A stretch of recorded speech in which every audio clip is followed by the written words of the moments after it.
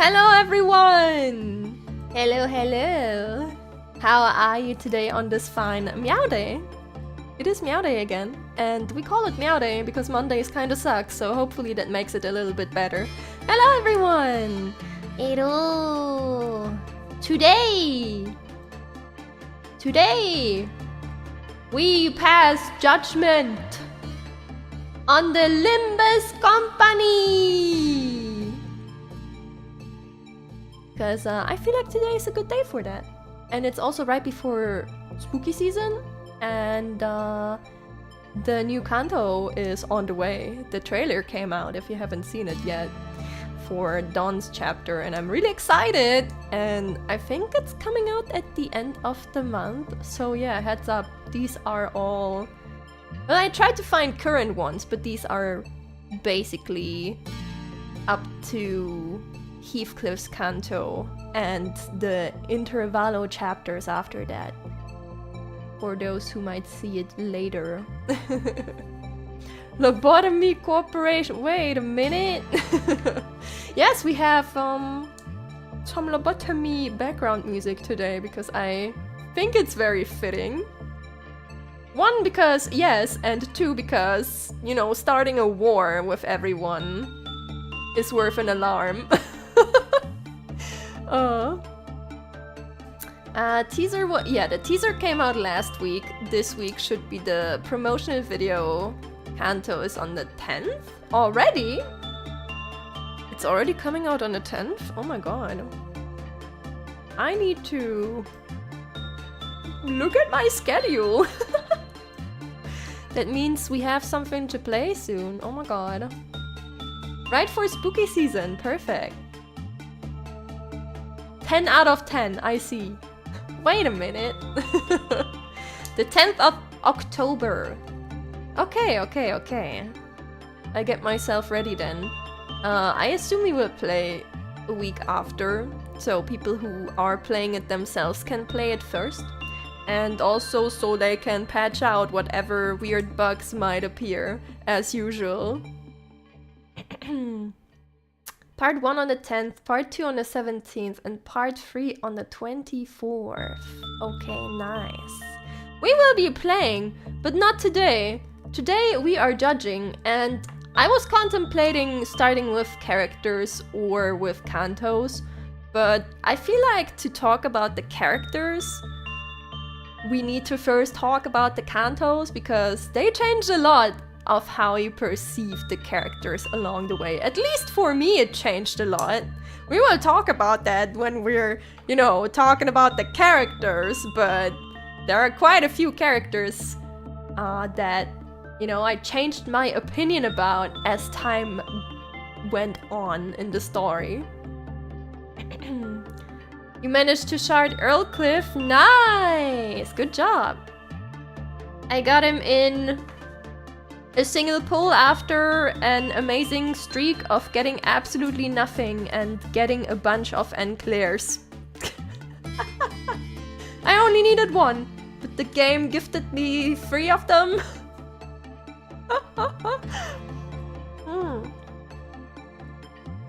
And what's your 3rd pull of that day? And a single pull. I will not buy any battle pass, no, I will not. But... Hold on, did I... Okay, for a second I was scared that I never actually turned off the reverb. But I did. Oh, I did. Okay, let's go. Cantos, everyone. Of course, you are welcome to put your opinions in the chat as well. It will most likely not affect my opinion, but I would like to hear what you guys think as well. And these are sorted by the way they came out, I believe, already. So the first one in this very tiny text that I'm trying to read. Hold on. The Outcast. There we go. The very first one. As a refresher on what's in the first one, you know, introduction, start of the game, up to Apples and Yuri getting sliced, and also a lot of Gregors a backstory in this one. This was the very first one. You need to include the prologue. It's included in the first one. We will just, you know, shove it into the first one because it's technically the start of the game. So we just count it as one. Because there's no extra prologue in this one. But yeah, first chapter, apples. And I think that's all I need to say as a refresher. Hey Hosan! Haven't watched YouTube for a while? You know what? It's probably better that way. The internet is not necessarily a nice place a lot of the time. So, you know, take your time away whenever you need to. Apples are delicious. Now, I don't know if I found this apple very delicious. I thought Canto 1 was a very, you know, as an introduction to the game, it was very nice. Let's not talk about tutorials, because tutorials are, you know, their own thing in this entire universe of games. That's an entire different discussion, but it was a good introduction to the game. I think it was a good setting for the mood. Introducing the bows and everything, and also showing that, well, if you're new to this kind of stuff, it's getting fucked up, okay? It's getting fucked up, alright? You better be prepared. I thought they did that very well. Now, I don't know if that's just me. Maybe that's an unpopular opinion. Maybe not.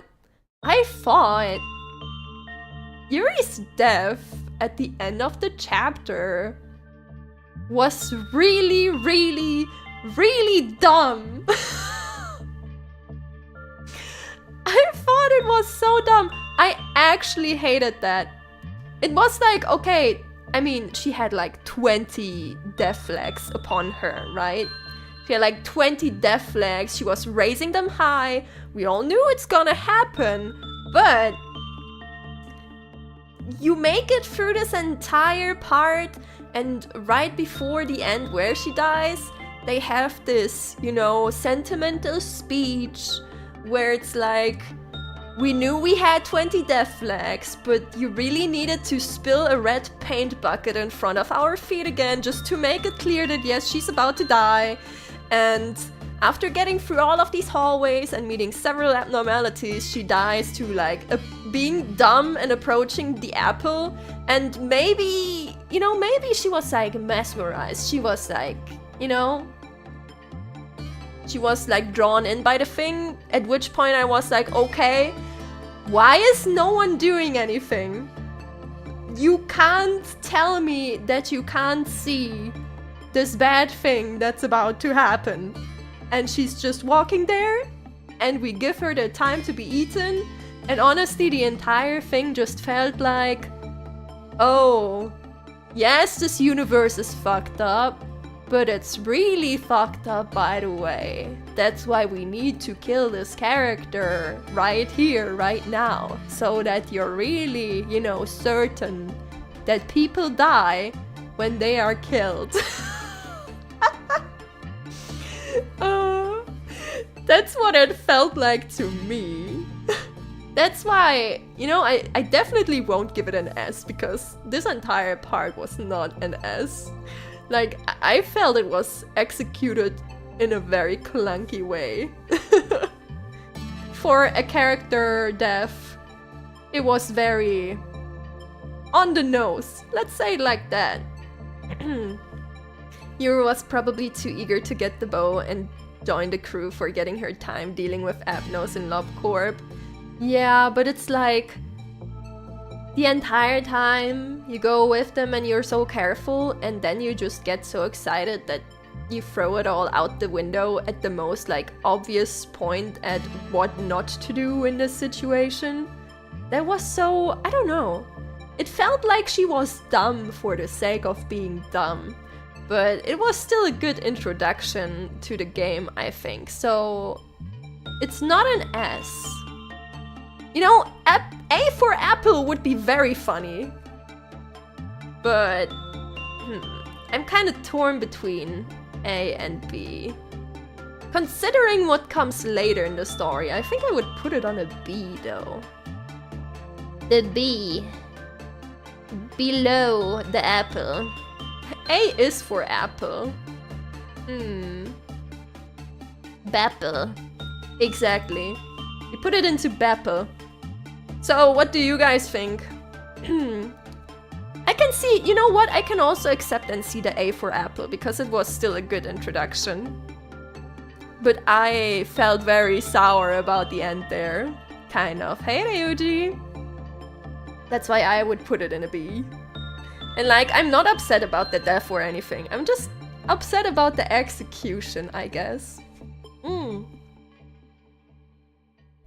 I feel like everyone only cared about themselves back then, but it's a solid introduction for me. Yeah. As an introduction, it was really good, I think.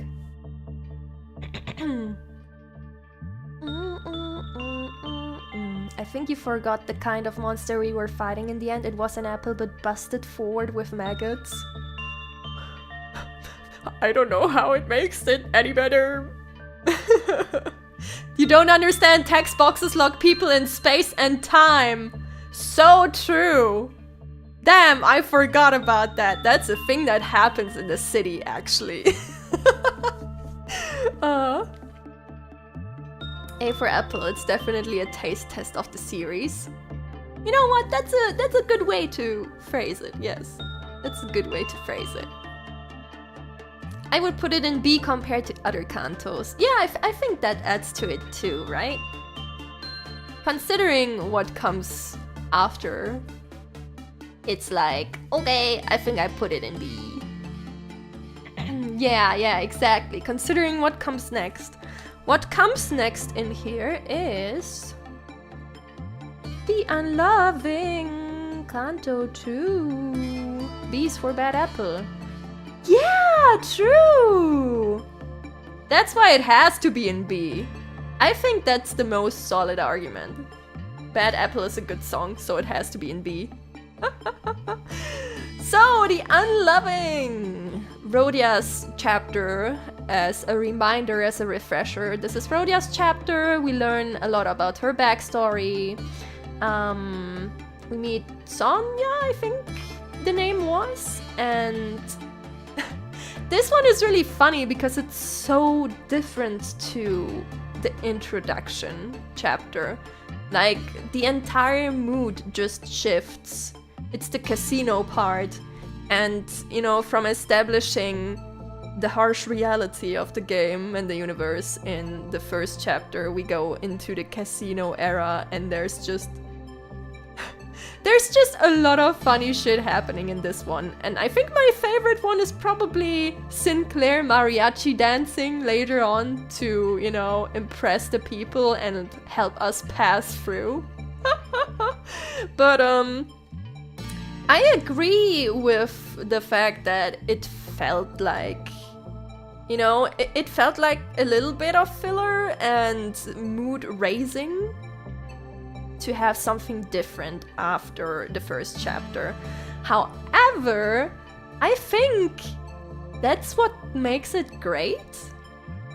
Like, that makes it so great for me. It was a very different taste of what they could do with these characters, and I think that's the first time, like at the start, Gregor kind of grows on you because it's his backstory, of course, but everyone else is still very to themselves. You don't really learn much about them, and, you know, everyone is there to fulfill what they came for.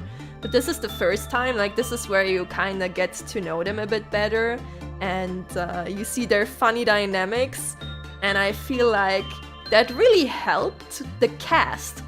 Not necessarily the story. Like, the story in this one is not that amazing, but I feel like it did amazing stuff for the cast. Yeah, the 12th idiot D&D party.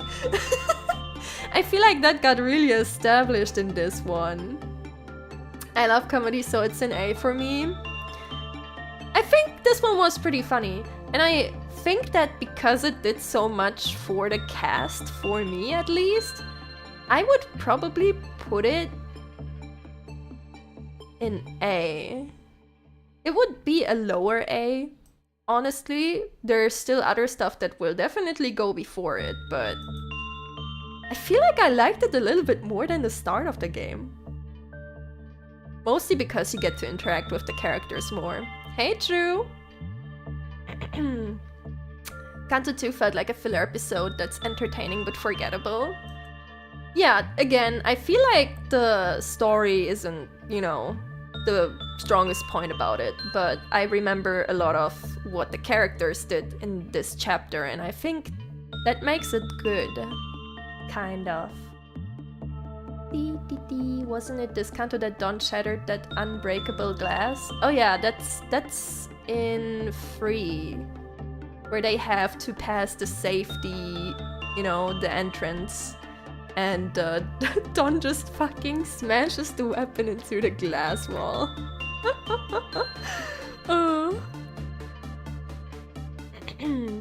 But yeah, would you agree or would you put it somewhere else? That's why I would put it in A at least. Because it's a good team building exercise, let's put it like that. I still recall the Limbus census and people said Canto 2 was the worst. Ooh. Ah. You know what? I can understand why. The things you come for in this kind of universe, that's not what you get in Canto 2. Like, I feel like it will feel like filler to most people and it's just kinda there. But I really love the characters and I feel like it did a lot for them.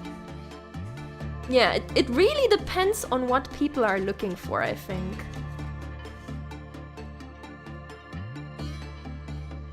I put C2 below C1 and C3 on A. What?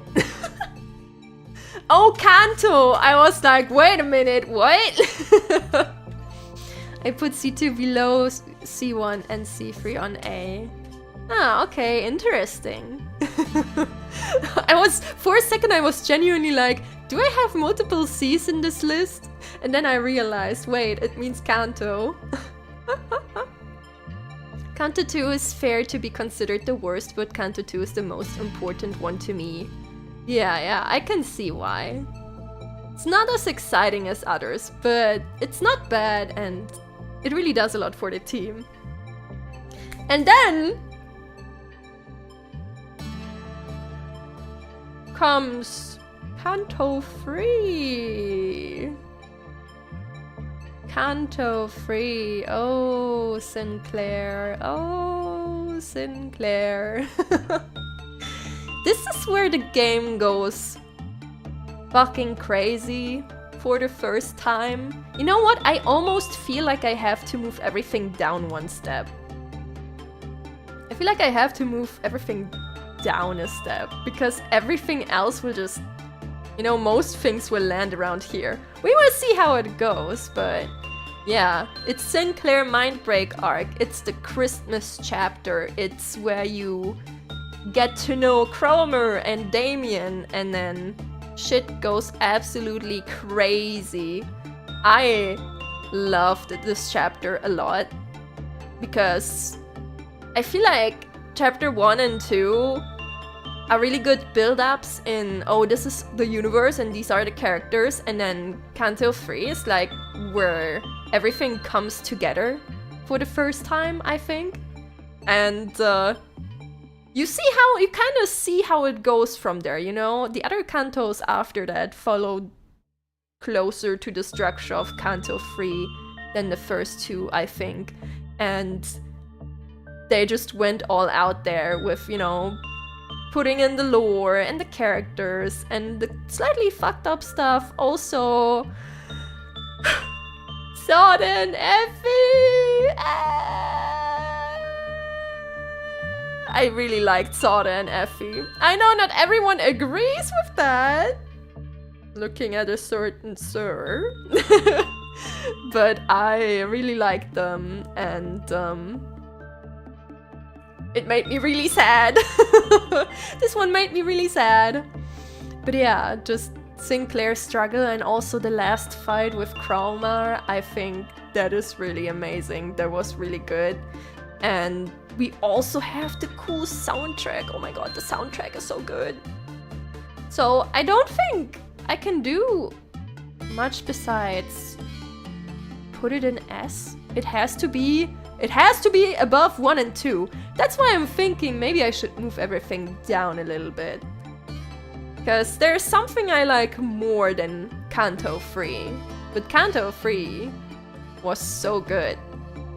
And especially at the start when you only had 3 chapters, it's like 1 is a good introduction, 2 you learn about everyone, and then 3 they just build upon that and then they go ham, kind of. Yeah, Melee boss battle debut was introduced here, that too. Like damn. Damn. These rankings are too limiting? Yes, but you need to make a decision and making decisions is really hard. Hey Puck Puck. Ooh. And hey Shinta. Yeah, the BGM was amazing. Also just this feeling of dread that this chapter has underneath. Like the fact that characters that we learned about in other chapters and that helped us along the way now just got blasted because no one's safe except, you know, the ones we can revive over and over because they have to be safe. But like everyone can die otherwise. So it was like, okay, I don't feel safe anymore. I don't feel safe at all actually. I will never trust an NPC again. Or, you know, trust that they will survive. And oh my god, I know it was delayed sadly, but it would have been even crazier if this was actually released around Christmas, which was their original plan. But then it had to be delayed by a bit. But just the planning behind that is like, oh my god, peak. Oh. And of course, don't forget the birth of Claire, who has been carrying my ass through all of the games so far. Even though he appears a little bit too often, I will say that again. And then we move to Hell's Chicken, the first Intervallo chapter. Oh my god, that was so Denglish. Holy shit. Yeah, my legendary Claire, I love him. Sometimes he explodes himself and then takes the enemies with him. It's great. But yeah, the next one is Hell's Chicken. Hell's Chicken. I love how they had what seemed like a silly side story at first, but then they went ahead and were like, no, this is happening and it's real and it's explained in universe with distortions. And I love how they did that, because I was certain this would be like what other gachas maybe do, be like some silly side story, but no, they're like, no, this is real and this is happening and it's just distortions, it's all explained. And, you know, then the entire scene with, if you remember, Heathcliff having his face eaten by a chicken and stuff like that. In a sense, it was a silly side story, but they still went out of their way to say, okay, we make this viable in universe. Yeah, and the cook-off, oh my god, the cook-off was super funny. I love that too. And I love these intervallos a lot too, because the characters get a lot of development again in these. It's kinda similar to the Unloving, actually. But now I'm thinking, where would I put it? Oh yeah, Mersault's 500 long word commentary on the terrible cooking. Amazing. That was so funny. C for chicken? Wait a minute! I don't think I would put it in C. I feel like I enjoyed it a little bit too much for C. But is it better than the intro? That is the question. Hey, cool dog. Yeah, the character interaction is very nice. It is at least as good as the intro in my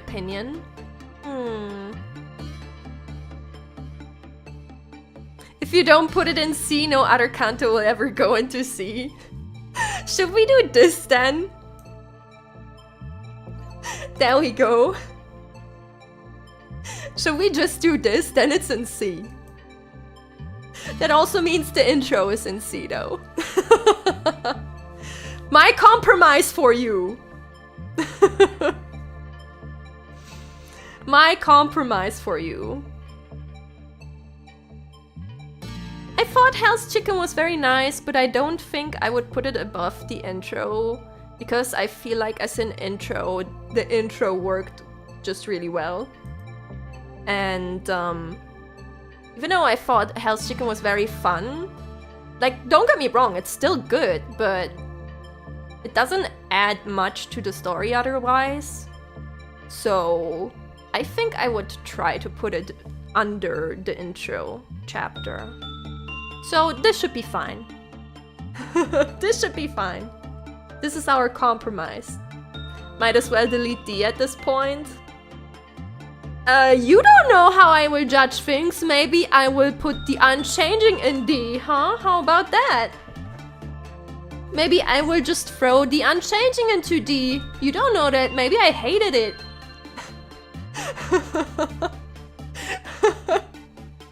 Okay, I'm just baiting.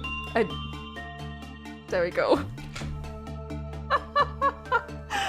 Oh. Sorry for the bait. Sorry for the bait. I would never put that into D. I don't know if I would put anything here into D, but yeah, this one is really easy for me. This one is really easy for me. Like, I thought Canto 3 was already very good, but then Canto 4 came around and I'm like, oh my fucking god. How did the game manage to catapult this character I did not care at all about until now just up there and make me love him so much and also make me fucking cry? Yes, I literally cried on stream. I literally cried on stream. Gameplay-wise, I think Canto 4 was not that strong. If I remember correctly, there was a lot of filler fights. I did not enjoy that and I criticized that. But story-wise, oh my god, my boy Yi-sang, I love him and he deserves happiness. And just in general, I also thought that, you know, how they handled the theme with Yi-sang's depression and his situation, I thought they handled that in a really good way. And they were respectful about it. Let's say it like that. I feel like they handled it well in the writing and were respectful enough so that you could, you know, really just engage with it and with the character and really feel with him. This was really good. Canto 4 gifted us with the greatest idea of all time, potential, man. Yeah, that too. But yeah, no, the writing in this Canto was peak. It was so good. Also, Dongbik. I remember this one voice acting line where she screams from the top of her lungs. I have not forgotten that line. That one line where she just loses it completely and screams. Like, I still have that in my mind. That was so good. The story was good and the music was good and the voice acting was amazing. So this was I'm not gonna discuss this. Well, if you have a different opinion, you can say so right now. Actually, I would be interested if you say, okay, I put this in a lower bracket, why you feel that way. Maybe you couldn't relate that much to the story, but I related very much to it, so I will put that in S and it's not a discussion. Absolutely S. Yeah. Yeah. Dongbik sing Dongrang's full betrayal, just ooh. Oh yeah, that was such a strong scene. Oh, that was so strong. Sing cocking gun. If you have a different opinion, say so now. I won't judge you if you have a different opinion. Please come forward right now.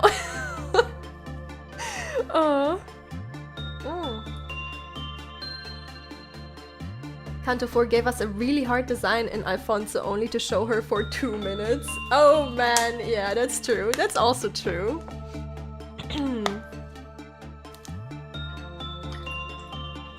Let me pour myself some fresh water. Still can't believe people are still getting filtered on Dongbik. I mean, they can get filtered at any time if they don't read the text. I come forward if you didn't rank this canto high enough. Yeah, don't worry about it. Don't worry about it. This one stays up there. The next one...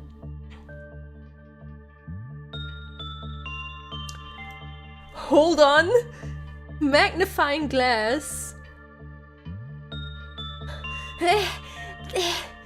Magic! Magic! The magic bus! The magic sea bus! I will not try to read it, it's too small. But yeah, the sea chapter. Wait, which one is this one? The evil defining. Oh, that was Ishmael. And this is the prelude to that. Yeah, the magic hell bus, there we go, that's the one. B for beach volleyball. Okay, this one was so funny just because of Don. I think we can agree on that. This one was really funny because of Don. Just screaming beach volleyball. Oh well, trying to scream beach volleyball. But honestly, Don has the best lines in this game. Beach volleyball! Exactly. Now for the chapter itself. Ooh, for the chapter itself. Kinda sucked ass.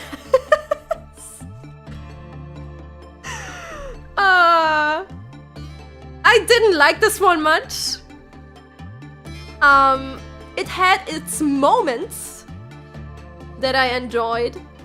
I loved beach volleyball, and the scene between Heathcliff and Ishmael was really strong. I loved that. But overall, that one was just... it was like a whole bunch of nothing until these special scenes, I feel like. And the stages with the... I think it was cogs or something? I don't remember what you needed to farm, but you needed to farm the material in order to unlock the next stage. And I thought that was really annoying. I think out of all the intervalos, this one in its progression annoyed me the most. And yeah, exactly, farming the scraps or cogs. And in the story itself, besides those few scenes that really stuck with me, I forgot most of it because it was kind of just there. It was kind of just there. Farming was a pain, yeah. Everybody remembers Beach Bullyburr, but nobody remembers Chocolate. Oh wait, yeah, that rings a bell actually. Yeah, the Muller office cameo was really nice actually. Like, I feel like it got cooler just by you knowing Library of Rena. Like, if you know Library of Rena, it made this chapter automatically cooler. But other than that, I feel like it didn't give us much. Again, it had a few scenes that were really good, but as an intervalo, I didn't really enjoy this. And I would say I enjoyed it even less than Hell's Chicken, because I remember a lot more about Hell's Chicken. I remember a lot more of, you know, the cook-off and all that. Yi-sang was really cute in that intervallo too. That is correct. That was really nice. But again, it's just singular moments that like stuck with me. So I think out of all of them currently, this one is the weakest. And that's why it gets its singular spot in the D. Do you guys disagree? I saw some shock in the chat. Where would you put it? Oh. Looking back at it, besides the Ishmael foreshadowing, yeah, not much happened in that intervallo. Yeah, I think so too. Only thing I remember from this is Ish's ID and the drama more than the story. Yeah, kind of. Low B to high C for me. I can see that. I can see that. If you enjoyed the story a lot, then it will definitely be higher than a D. After the initial shock, I agree with your criticisms. Glad to hear that. I rated from my enjoyment anyway. Yeah. And that's all you really need, right? The beach's sun was just too overwhelming for Cinnia. True, I hate the sun! Down with the sun! Fucking hate summer and the sun! Well, sun is nice sometimes, I guess, but, you know. Next one! Da da da da da da da! The evil defining! Oh my god! Ishmael! Best girl? In my book, still. Well, maybe, I don't know if Ishmael is still my best girl, but like just from character design included, I will keep her as my best girl, so. Evil defining, Ishmael's chapter, big whale. Right, we had Ricardo appear there. I remember being upset about their music choice, I believe. I think this was the one where they had a lot of repeating music, I believe, instead of a change where I felt like it was fitting. I remember that. I remember that. Very compelling story though. I really enjoyed that. Ishmael really lost her shit in this one, which is understandable. At times I felt like it got a bit much, but I also don't think you could have done it much differently. So it was really fitting, and I feel like the side characters were also really good. Ahab was really good, and then Queequeg I really liked. I really liked the dynamic between Queequeg and Ishmael. Those were really good. I liked them. And also, you know, the struggles of still being with Ahab and protecting Ahab, even though Queequeg, you know, really didn't want to fight Ishmael. And also the last scene of that canto, oh my god, where you shoot the heart of the whale. Just, you know, Ishmael taking that shot at the whale and how they resolved it, I thought that was really cool. It was kind of just absolute cinema. If I had to describe it in one meme sentence, it's absolute cinema. This one was really enjoyable.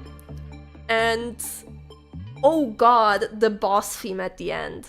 Oh, the boss theme at the end. Holy shit, I love that one a lot. That being said,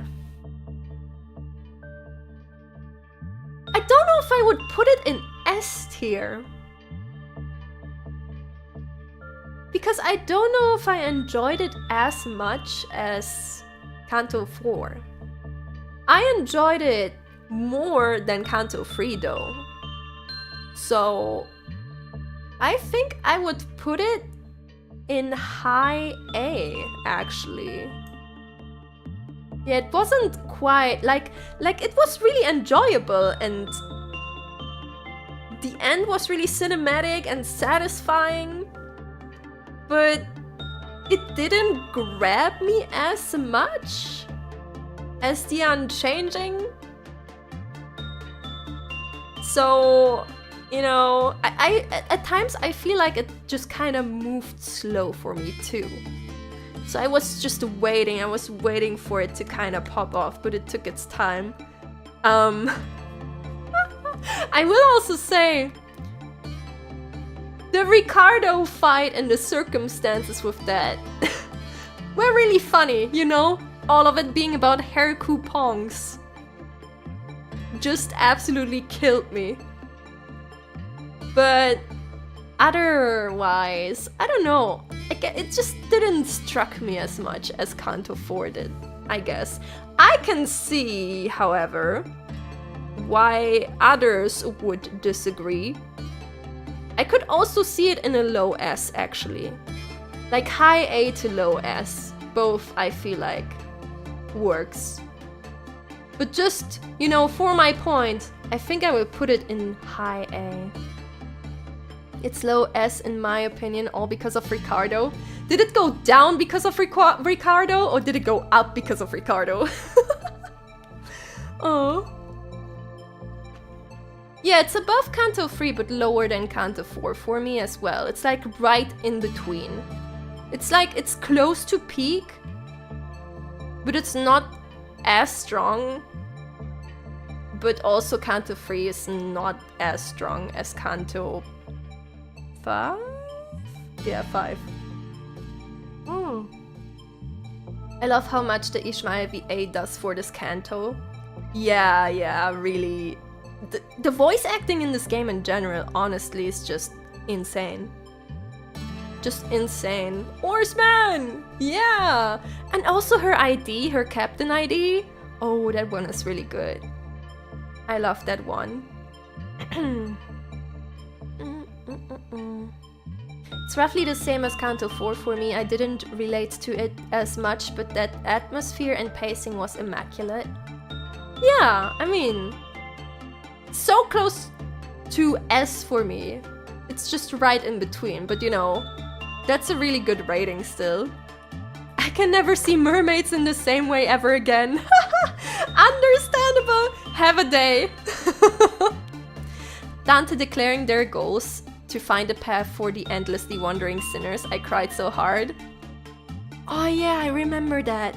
There was this one sentence that Dante dropped.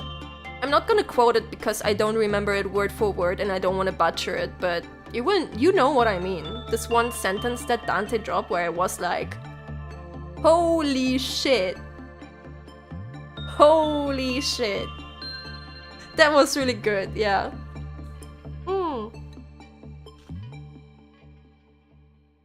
It went up because of Ricardo, that and the world building stuff. Yeah, okay. Ricardo was fun. Ricardo was actually a hard fight. Didn't I lose to him?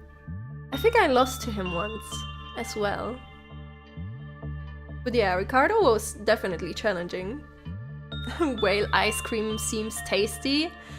Does it after this Canto? I don't know if I agree. This Canto raised my hopes for the Heath Mile ship until Canto 6 sunk it down with the Cafe torpedo.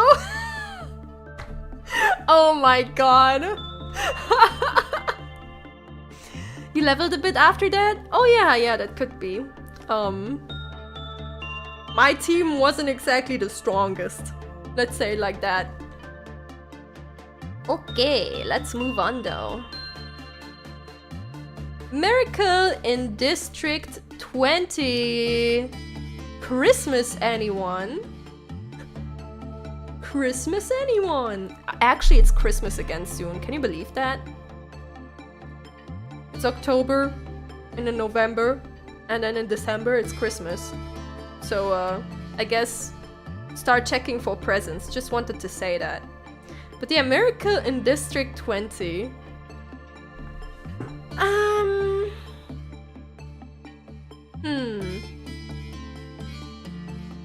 Was quite hilarious, honestly.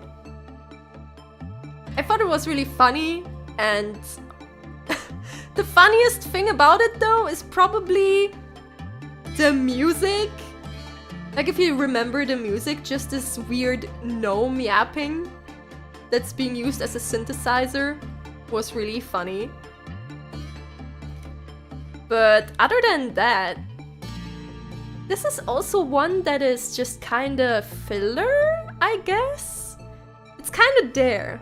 It's kinda filler, it's kinda there. It has some very funny stuff, but it doesn't really add much. I think the progression was like better than the C one. I liked it more than the one at C. Now my question is, do I still put it in C or do I just put it in D but in front of the C? You hate this intervallo with a passion? I feel like this one is not as popular. I feel like you guys don't like this one much. It was a bit weird. Wasn't terrible. I don't think I liked it more than Hell's Chicken. I think I did like it more than C though. So I guess for now I put it in C.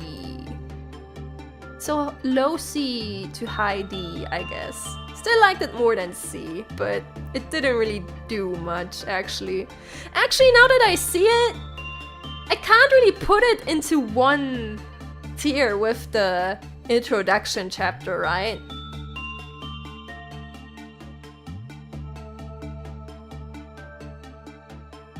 There we go. I feel like this is more accurate. It's like a high D to low C for me. But I can't put it into one row with the first chapter because the first chapter is better than that. There we go. And I think you guys don't disagree, right? You all don't seem to like this one a lot. You don't seem to like this one a lot. Two Sinner Fight was fire. I'd like it more if it had more of it.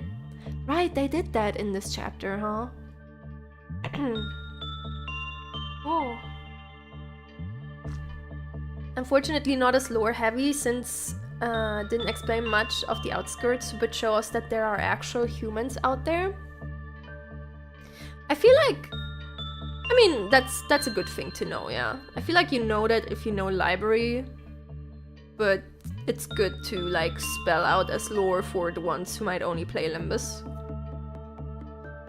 And I also don't think that every chapter needs heavy lore, but other than that, I also don't think it added that much to the characters and stuff like that.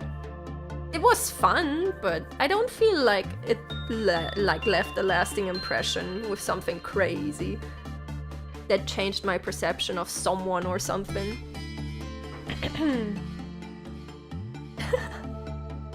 Wait, didn't it give us lore on the outskirts? I almost forgot about it. Yeah, exactly. On soul prediction, anticipation, and expectation, how do you think Dawn's Canto will be?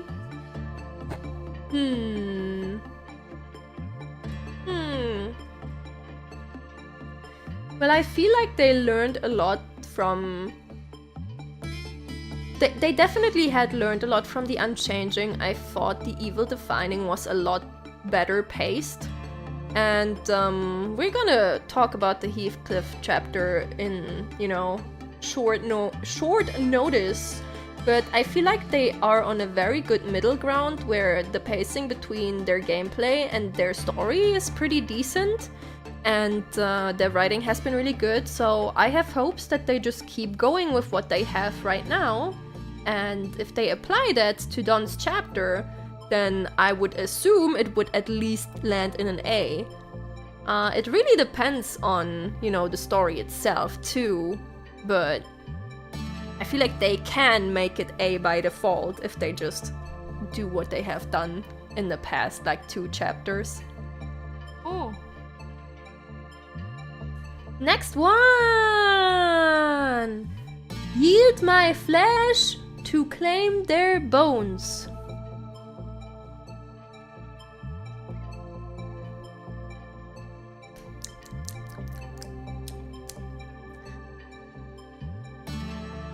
I don't remember a lot.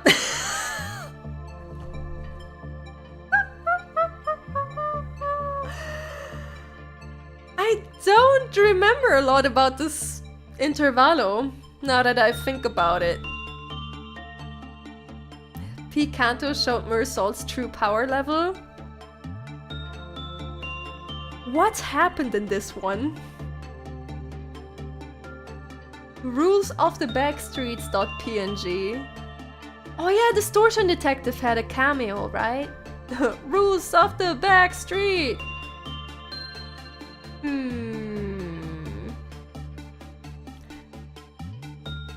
Well, I think it speaks for itself that it left such a lasting impression on me that I can't even remember what happened in this canto. Besides the end where we find the broken clock of the dude. And this weird device that was involved somehow. Yield my flesh to claim their bones. A lot happened.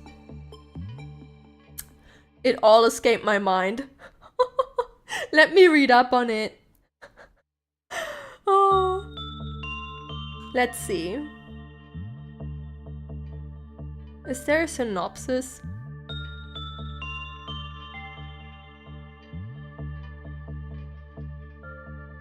Rewards? Event mechanics? Why do you not have a story?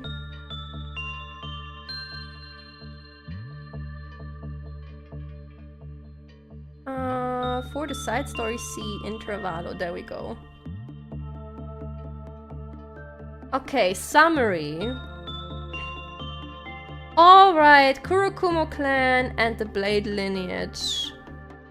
They find a wounded Blade lineage Salsu Angdu. Angdu! I remember that name!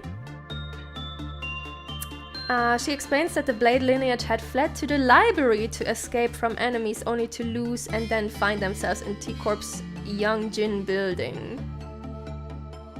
Okay, we want to secure her mentor, the bamboo-headed Kim. And there's the monolith thing.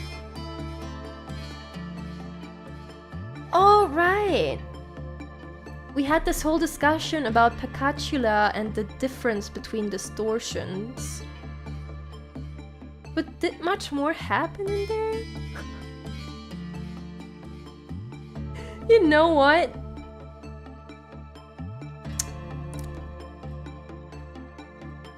Probably better than Miracle in District 20. But it left no impression on me. It left no impression on me. Yeah, Dante blew up too. Oh. Who is Kim and why do bamboos hate him so much? That's what I would like to know. Someone has claimed their scoliosis bone, it seems. Hey, what is this? Is this supposed to be some kind of call-out or something? At least it had good fan art of Kim and June. Oh my god. See, if it gave us that, it at least deserves to be in C, I guess. Mersault made someone undistort by punching them. Right, that happened. But yeah, I don't... It's kind of there. And that's why it has to be in the back of C, because it left like no impression on me, but at the same time it also didn't leave a bad impression on me.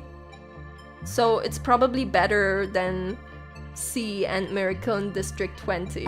That's why it can stay in C. But I don't remember shit. Like, holy. Okay! The Heartbreaking. Heathcliff. I still have Wuthering Heights in my shelf. I now have it in my shelf in German though, because I tried to read it in English and it was too hard to read. So I bought it again in German and I have to read it still.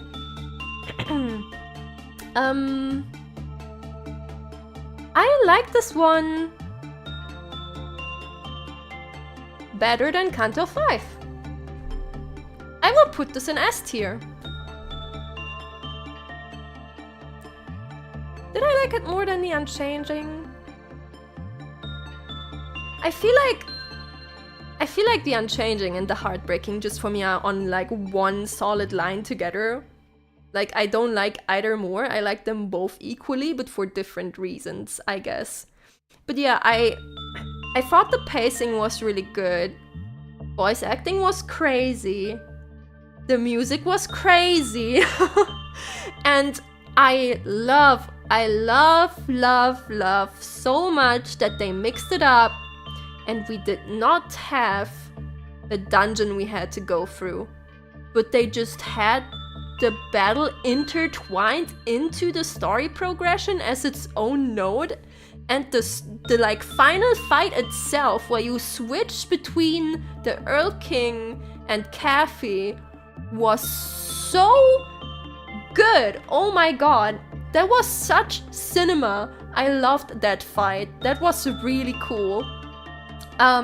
I feel like the boss fight was not as challenging as other boss fights. I felt like it wasn't hard at all, but I felt like it didn't need to be, because you could just enjoy the cinema.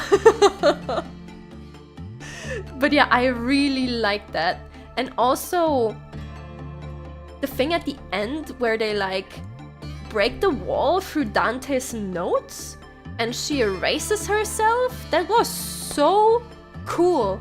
I feel like they just really played with the way they can set up their stages and like their tools that you use in the game. They did so well with that. That was really cool. Also the time slowing thing that Dante did there right before the end, that was also, I don't know, that was just so exciting. I was so excited. This was so exciting. This was just cinema. This one was really good. Yeah, it had the best presentation out of all Cantos for me. Definitely. Like, the way they used their tools was just mwah, chef's kiss. Perfect. I love that. So yeah, that was just... Man! Yeah, just imagine both of them on one line. Just don't imagine one better than the other. They are on like one line for different reasons. Like, if we went for gameplay, then it would be better, definitely. Let's just have them on one line. There we go. Oh. You could say that who? Erasing herself was heartbreaking. Yes, I think that's kind of the point. It skyrocketed my perspective of Heathcliff from dislike to best boy. Yeah, Cantos have the power to do that. Like, that was just... oh, so good. So good. And then we have... Intervallo 1. Time killing time. Time killing time. That one was very interesting.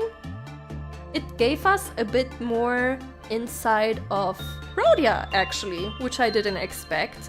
But I think that was a really, really good move of them because of the Unloving being on B. I felt like Rhodia didn't actually got her backstory, but she didn't really got a lot of conclusion to it. So just, you know, going a bit more into Rhodia again on this one, really good move.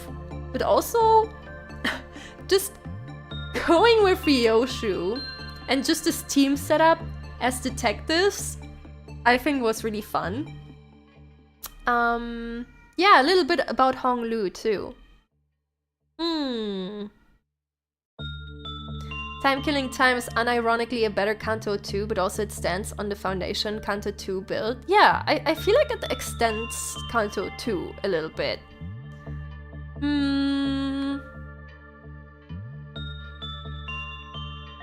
That said, that being said, would I put it in A with Canto 3 and 4 being there?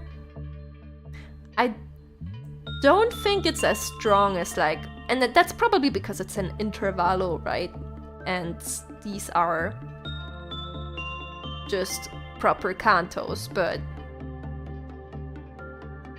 I would probably put it above the unloving in like a very good B, because I feel like it expands on the unloving. But I don't think I can put it next to Canto 4 and 3, actually.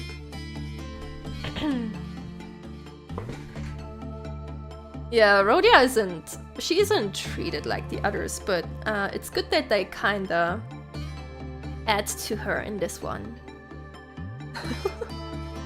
S rank? Is it S rank for you? Do you guys agree, or would you put it higher? Or maybe you hate it and you would put it lower. That could also be the case. And in the meantime, everyone stretch. Stretch. Also stretch your wrists, because that's easy to forget. And then hydrate. Hydrate. And if you don't have anything to hydrate, you should get something to hydrate now, because it's important.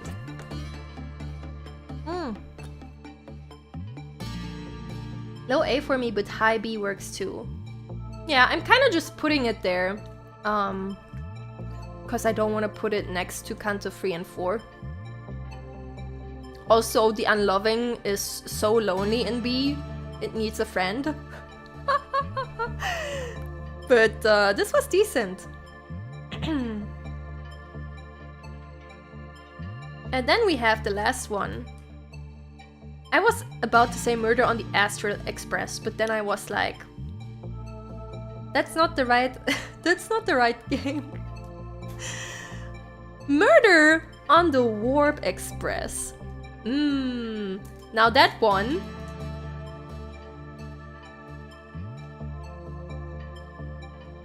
I will put in A. This one I really, really enjoyed. This one was really good. Faust was amazing there. You know, experiencing Faust without her Faust hive mind and her just being her, that was so adorable, and I love her. The entire thing with Dawn and her shoes, crazy. I didn't think the main enemy there was that compelling. I thought he was just a silly guy, kinda. But everything else, like the time we spent with Faust especially, and also just how much of a fan feast this is if you played Library and you know about the warp trains already and what happened in them before, is really exciting.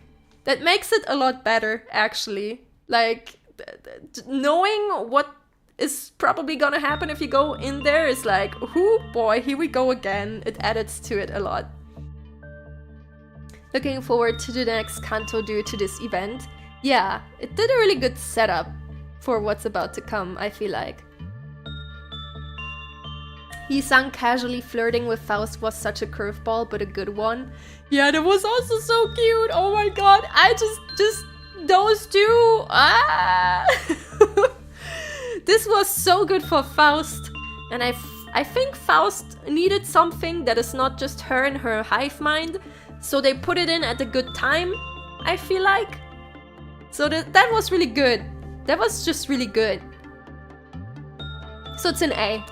I put it in A. We got a bit more W Corp lore with the aftermath of Arena, but at the same time, it very much is a build-up for the next Canto, but otherwise I'd rank it lower than Time Killing Time. I see. Yeah, I can, you know what, I can respect that. Time Killing Time was pretty good too, but I guess it's also just because the warp train left such an impression on me from Library that I'm kinda biased. I'm kinda biased to automatically rank it higher because that entire concept is just so crazy and I like it a lot. But yeah, just Faust. Having more Faust, I really enjoyed it here. Remembering they are old enough, I think it's better that way. Wait, who?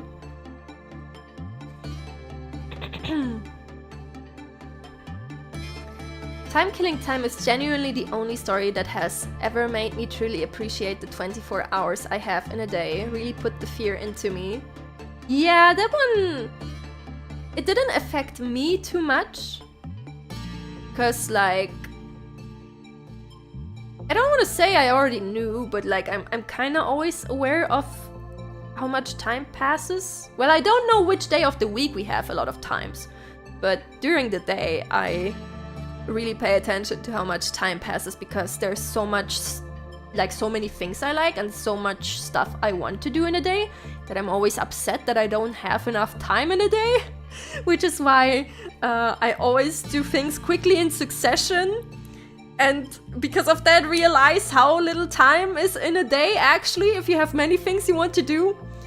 So to me it was more like a, yeah, haha, I'm feeling that one. More than a realization for me. But if it like impacts you a lot, then yeah, that I can totally understand that and why you would also rank it higher. Because that whole theme, I think, does have a strong impact. Okay. Download my image so I can upset people on Twitter later. Or maybe not upset, but you know, someone will gasp. Someone will gasp, definitely. Each story is trying to say something in its own way along with the character, like how Gregory is a gifted child that is lost in his adulthood, or the time thing from Time Killing Time. So they affect people differently depending on their experiences. Yeah, I agree with that, definitely. I mean, there's a reason why the Unchanging is in S tier for me. I could totally see other people not having the Unchanging in S tier. It really depends on like what topics affect you and what you like and what like strikes a chord with you. So it can change a lot about the ranking, but this would be my ranking for now at least. We will see what happens next. Cinnia depression arc. I'm past my depression arc. More like that. Did you get wings though? Should I try flying and let you know? If you don't hear back from me, you know what happened. I'm extremely worried for Don's Canto now. I love the little goober too much. I need to break down sobbing or pumping my fist by the ending of Don's Canto. Could be either. I don't think it will be a very funny chapter from the looks of it. Sin is currently in her crazy cat lady arc for forever. Yep, that's me. Yeah, exactly. You can fly. But only once. But you can fly, technically. Oops, sorry. Slap my microphone, I wanted to say. My microphone. Maybe flap your arms very hard. Yeah, again, I could fly. I would just do it once, and then I wouldn't fly again. But I did fly. Let's go to the next one! I don't think we're gonna be able to do that many. Probably, there we go. Nah, I think we can go through with the ones I have planned. There we go. I had an additional in store, depending on the time, but this took 1 hour. We talked about Cantos for an hour. What the fuck? What the fuck? I feel like 90% of the VTuber girls are in their crazy cat lady arc. Yeah, I think it's just a good arc to have. After, yeah, we have characters now, and then we have soundtrack, and then we have another special one to end with. Let's talk about Cantos for another hour. We can do that in a zatsudan, in a just chatting stream. But I think that's enough about Cantos. We will probably cut into Cantos right now,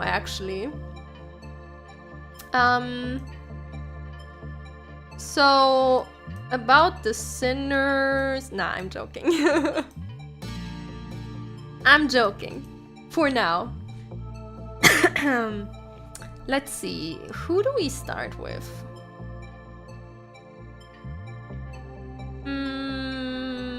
Should I start with a controversial one? Should I start with a controversial one? Now that we talked about Dawn. Where does the dawn go? I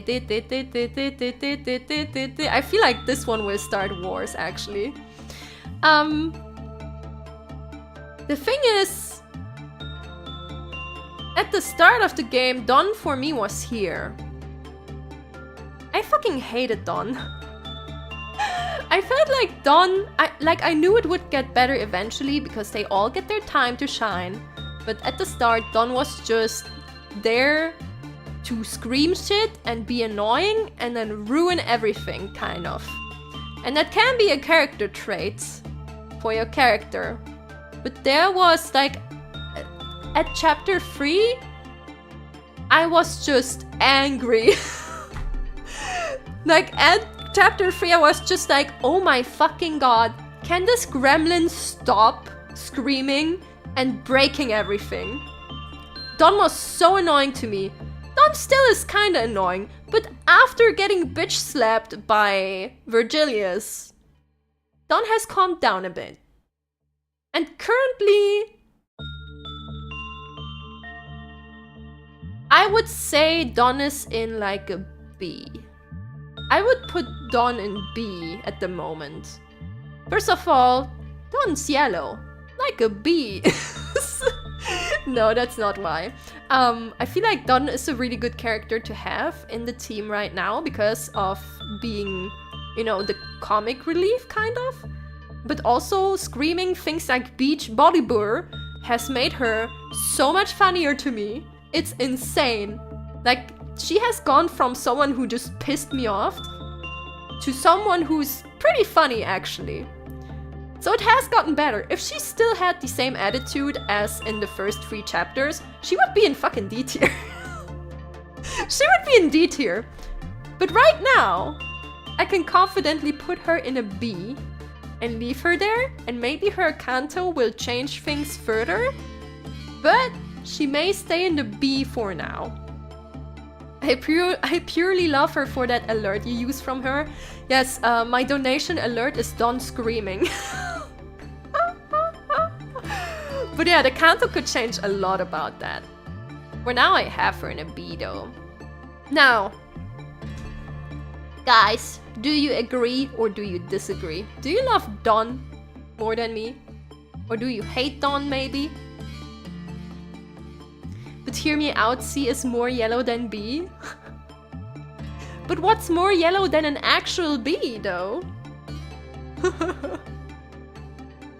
I am severely disappointed we got no magical girl Dawn. You never know.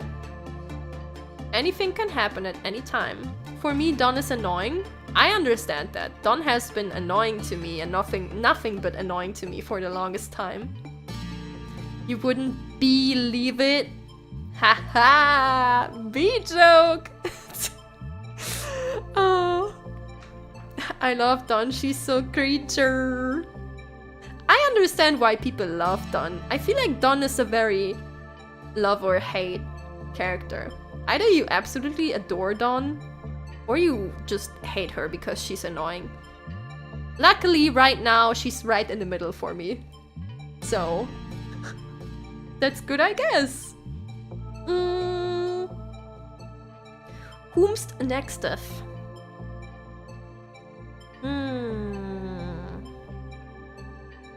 Let's just go by order, I guess. Let's just go by order. The next one would be Honglu. Honglu. How do we feel about Honglu, everyone? I feel like Honglu has great moments, but I still feel so... Like, whenever Honglu talks, it's wonderful. It's like, Honglu, you're doing great, honey. Thank you so much. But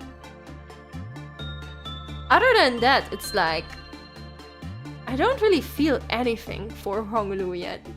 Still. The thing that makes me feel the most about Honglu is when I have Ting Tang Honglu and he either rolls a full coin or absolutely fucking throws it out of the window. When I need it the most. I feel that Honglu pretends to be oblivious. Yeah, definitely. Especially in like Time Killing Time, I think it was. Honglu said some stuff which is like, well, you obviously have a lot of thoughts and you're not dumb and not oblivious. You just don't talk a lot about it unless the situation calls for it. I don't know, but everyone keeps saying Honglu's Canto will be devastating. Probably. I remember him saying that his family wants to kill him. Or well, that his siblings want to kill him at some point at least. Or wanted to kill him. Oh. I don't think he has an angry or sad sprite. Yeah, it's just Honglu. It's always Honglu. Sometimes I forget he exists. Yeah, me too. I feel like that will change so drastically when we get Honglu's Canto, honestly. And like, they have the opportunity to just knock it out of the park, definitely. I feel like there's a lot of potential in this character. But right now...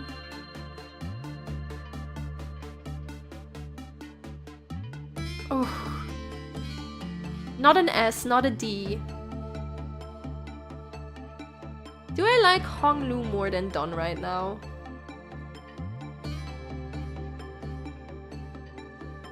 You know what? I would probably put them together. Let's say I put them together, but I put Honglu under Don. Because Don is a bit more engaged right now, and I just got more out of Don at the moment.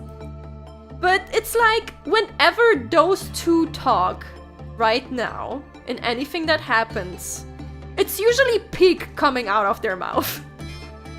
It's usually something hilarious or suddenly something you didn't expect them to say at all, so I would put them together for now.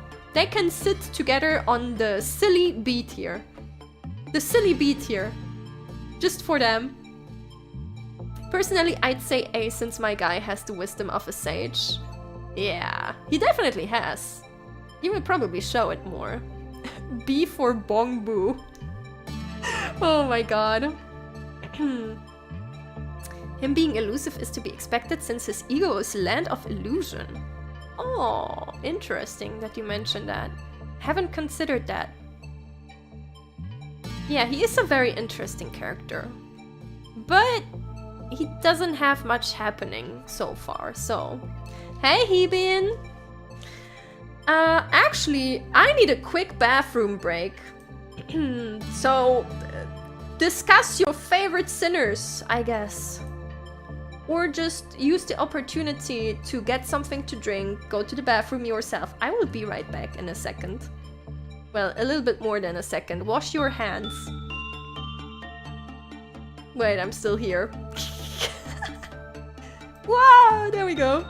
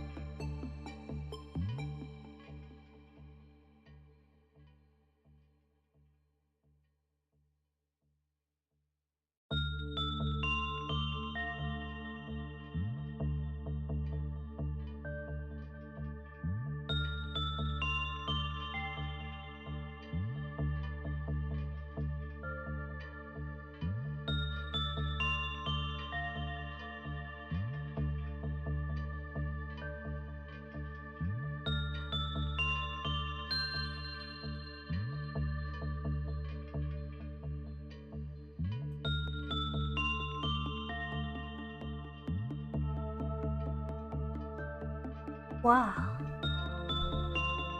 Thank you very much for the Super Shinta. Appreciate it. Thank you, thank you. Have you washed your hands, everyone? Got something to drink? Then we can discuss further. And yeah. There we go. Scatter! No more pink in chat, or else. Or else. I'm gonna put your favorite character in D tier. Boom. Speaking of... Oh, hold on.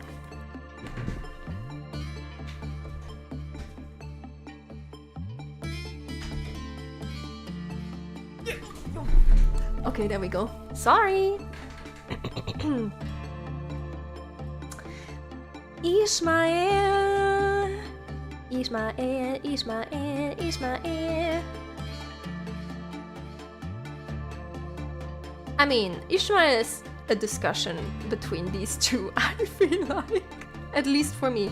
I already said earlier that I am biased towards Ishmael.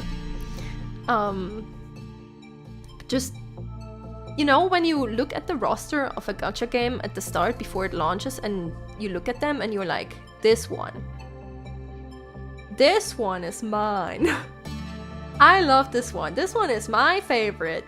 It's gonna be my favorite. That was Ishmael for me.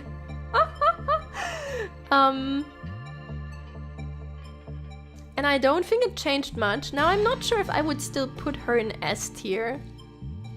She's probably one of the more, you know, if she doesn't have a mental breakdown related to the whale stuff, she's one of the more sane characters in the team. You could say it like that, I guess. And I think we do need a sane person. Pink-haired character is S tier, orange is lower. Orange is pretty... You know, it's not that far off the color wheel, though. For sanity is a mask. Yes, definitely. You know, sane outside of their chapter.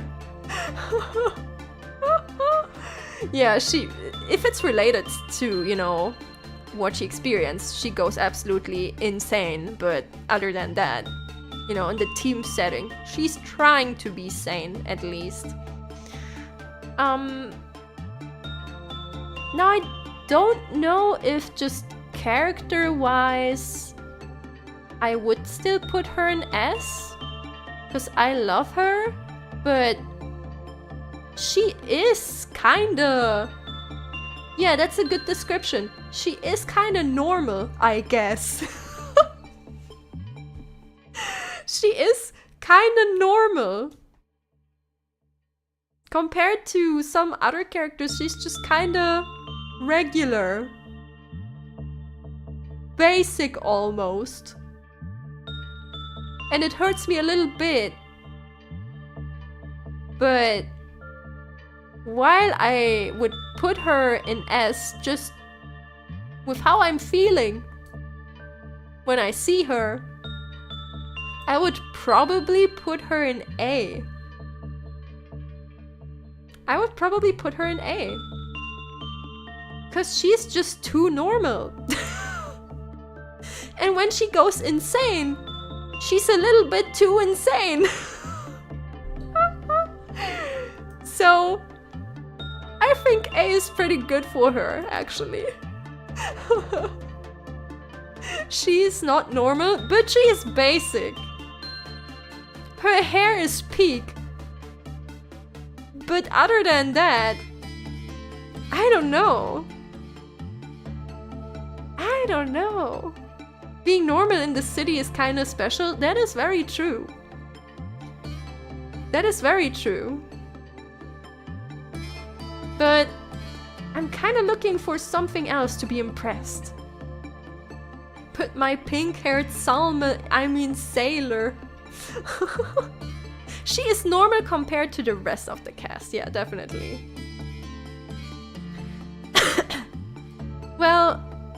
could say Gregor's also,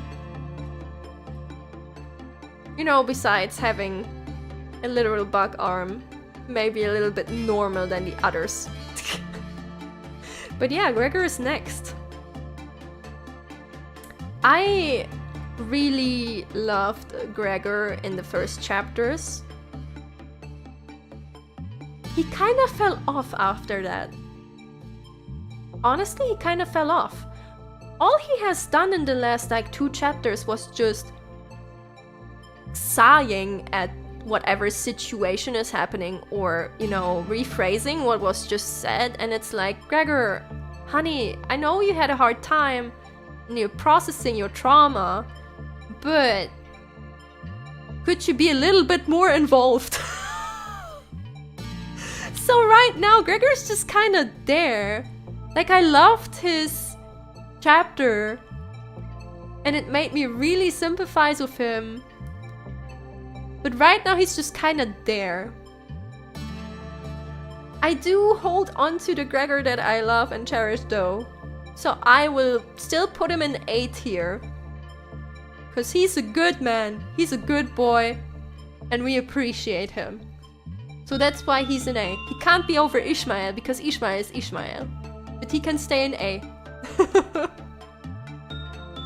No confidence since he failed that Yuri skill check with the apple. True. True, it broke the man. He hasn't been the same ever since. Hey Sin, I think you should turn on first warning. Do you guys want the first warning? Here, first warning. Wow. There we go. Proper music for this discussion. Well, you can disagree and share your disagreement if you'd like. But the next one is Faust. Faust, dear Faust. You know what? Before the last intervallo, I probably would have put her at low A or in like B. With the intervallo though, that we recently had, I don't have to discuss this, I think.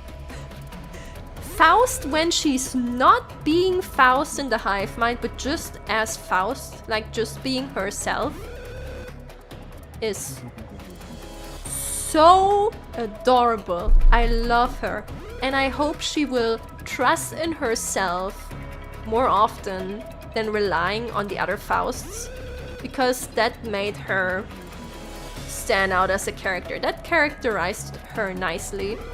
If she was still just doing the same she always does with the hive mind, I probably would have put her in B or something, because she was always just like, oh, I'm the guide character. But this intervallo was so nice. It's like, yes, this is what I want to see. Thank you. The intervallo without hive mind could be B. But yeah, Faust is super cute. I like Faust. Her hive mind was getting a bit much for me, but at the point where I said, okay, this is getting a bit much, they changed it up just at the right time. So she's going straight to S. And then the next one, he sang the baby boy, the precious boy, the boy who deserves happiness. What did I write? I meant Faust without hive mind? Ah, okay. Faust without hive mind is the S for me. Faust with hive mind is like a B for me. But yeah, she's doing great. Keep going, honey. But now we have Isang. Isang, the one I want to be happy and smile and enjoy his time. I absolutely love Isang post his Canto. My guy tries to crack jokes from time to time. Yeah, he's trying to open up so much and just trying to enjoy the time a little bit more. It's so adorable. It's so adorable, really. I remember how I felt about him when like we finished the Canto. He went to like one of my favorite characters after this, and I think he's holding up well.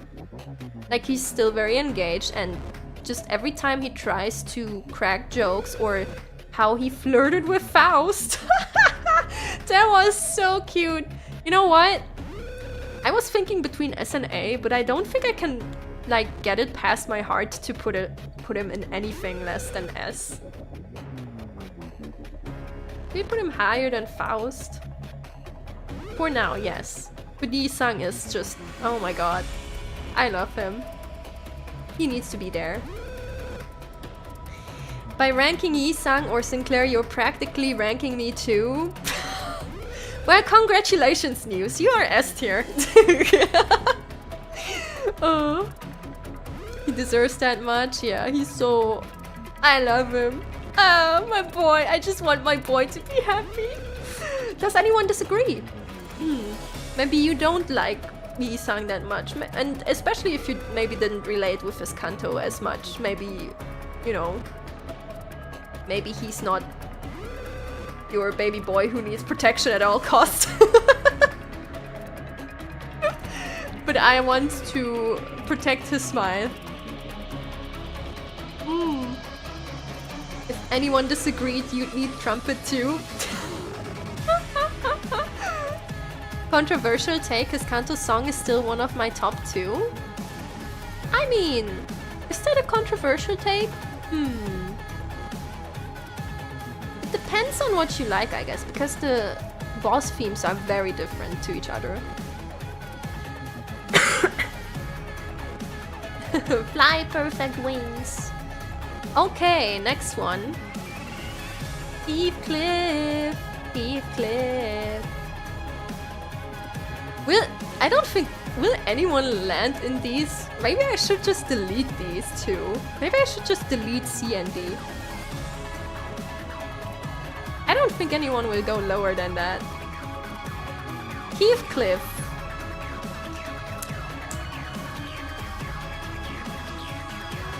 Okay, I don't know if that's a weird opinion, if that's like controversial, but I liked Heathcliff from the start. Like, I don't know, just having this brute British man being there causing havoc in the team caused a lot of moments that stuck with me. And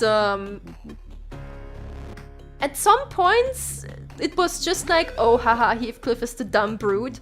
But then he always had moments in the story where he suddenly like expressed stuff or said something which is like, well, clearly he's thinking about stuff a lot. He's not just the dumb guy. And he probably just needs to like cool his head a bit, and he actually has a lot to add. And then his chapter happened. And I don't know what to tell you. I don't know what to tell you. I really like Heathcliff. He's such a good character. Every time he speaks or he does something, I'm happy. Even if he's being a dumb idiot, it's like, at least it's hilarious in that moment. Also, being British kind of gives him a buff in that regard, I feel like. Like, it adds to the charm. I just really like Heathcliff. And I'll admit that I always kind of liked Heathcliff. I guess. Maybe that's weird, but I really liked Heathcliff, and I really like him now. So I'd almost say he's my favorite character, maybe. You know, he can share a visual spot with Ishmael, even though she's an A right now because she's kind of a normie. But like, Heathcliff is up there. Since Verge is here, he's more of a low B? Bro. I'll take, sorry. If this is you, Nious, bam. You go there for this blasphemy. Heathcliff hurt me so much in the first post-Canto event where he was inscribing remember onto his bed instead of revenge. God, that was so... Oh, that was so... Oh my god, I saw that, I'm like... Heathcliff! Yeah, his growth is really good. He really grows out of his brute phase and then just starts sharing more about his actual feelings. He ain't an idiot, he's just very passionate. I dare say he's both. He's also kind of an idiot, let's be honest. But yeah, also this stream is kind of filled with spoilers, Nious, so be careful. We already talked about the Cantos, but we're kind of referring to stuff. So if you don't want to be potentially spoiled, maybe be careful. But yeah, being British is a buff. Is that a controversial take? I just like how Brits talk. I think it's funny. I mean, they say what-a. How's that not funny? They say what-a. Can you pass me the what-a? Like, that's so funny. I don't know, maybe that's just me. I think it's so hilarious. I like British people. Oh, how to ban Nious Heiramond from the chat. Goodbye, Nious. This was the last transgression you committed in this chat.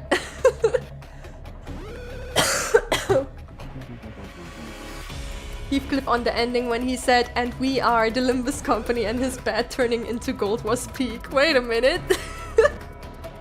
But yeah. Do you disagree? Where would you put Heathcliff? Heathcliff is factually the best, my source, my gut feeling. You know what? I agree with that take. Good one.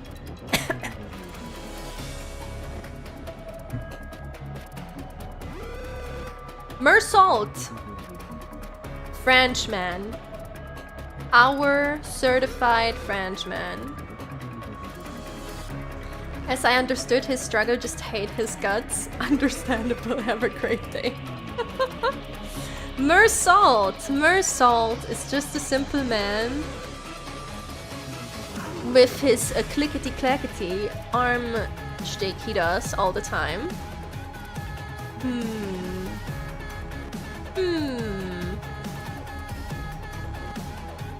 Where do we put Mersault? Again, I think I can delete these two tiers. I don't think anyone will land in the low tiers, actually. I would not put Mersault S tier. He has the French debuff, but whenever he does speak or he does something, there's just something about that. I can't really explain it. It's just, I guess because he's like the I don't talk Frenchman for so long, whenever he says something, it's like, oh my god, it's Mersault. So whenever he does speak up, it leaves such a crazy impression just because of his aura, kind of. Just like his aura power. I don't know how else to describe it. This man has aura power. So I think I would put him in A tier? I think I would put him in A tier. Like, I thought between A and B almost, but then it's like, well, whenever Mersault does something, it's like, oh my god, it's Mersault. It's just, you know, the power he has. He has the aura points. Mr. Salt has been ordered to be on A tier. Yeah, he just stands there menacingly, and then he suddenly does like an entire paragraph on something no one knew about, and he like pops off, and then he does his little noise he does with his chain gloves, and it's like, whoa! Oh. Like, I don't know. I feel like he needs to be in A tier because of that. Otis. Otis. Result about to do another epic rep this like he did on the raw chicken. Hell yeah. Otis, Otis, Otis though. Otis, Otis, Otis, Otis, Otis, Otis. I am looking with extreme interest. The absolute Otis bro is here. I feel like I would almost need to split the sinners again.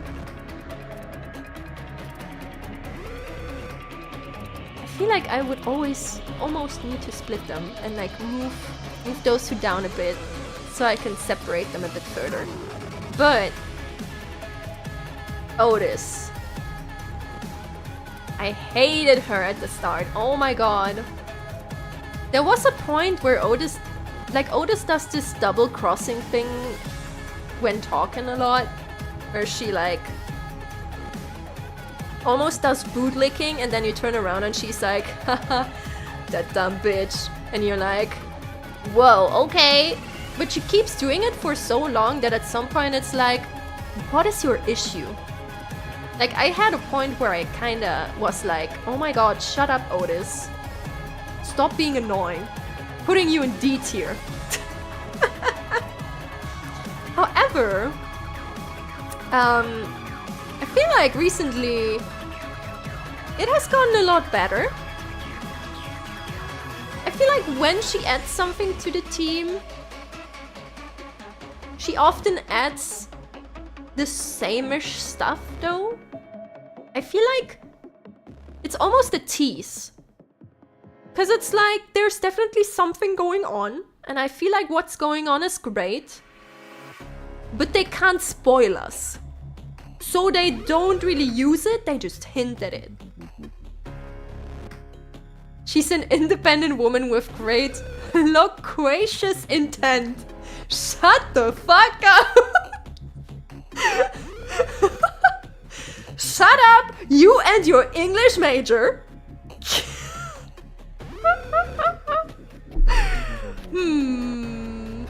Sinclair translate. She's very gorgeous to you. She's also very gorgeous to me. But I feel like she's stuck in the perpetual trap of she has a lot more going on, but she can't speak about it because it would be spoilers.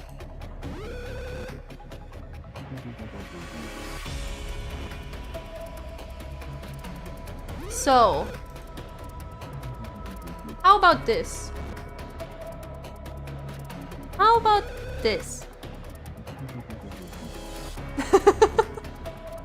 No, Mersault. I'm sorry about Mersault. Mersault has aura, but Mersault also has the same issue as Otis, I feel like, where it's like, there is more going on, but we're not allowed to know because it's spoiler. Make Mersault top B. It's over, Mersault bros. I'm sorry. But that's what I meant. It's like, oh, I would just end up putting everyone in A now, if that's my ranking.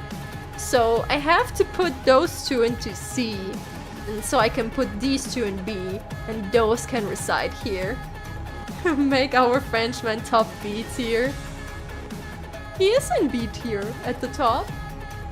Mersault in B. I'm sorry. It's so funny because no one is upset about Otis. Everyone's just upset about Mersault now. Everyone's just upset about Mersault being in B.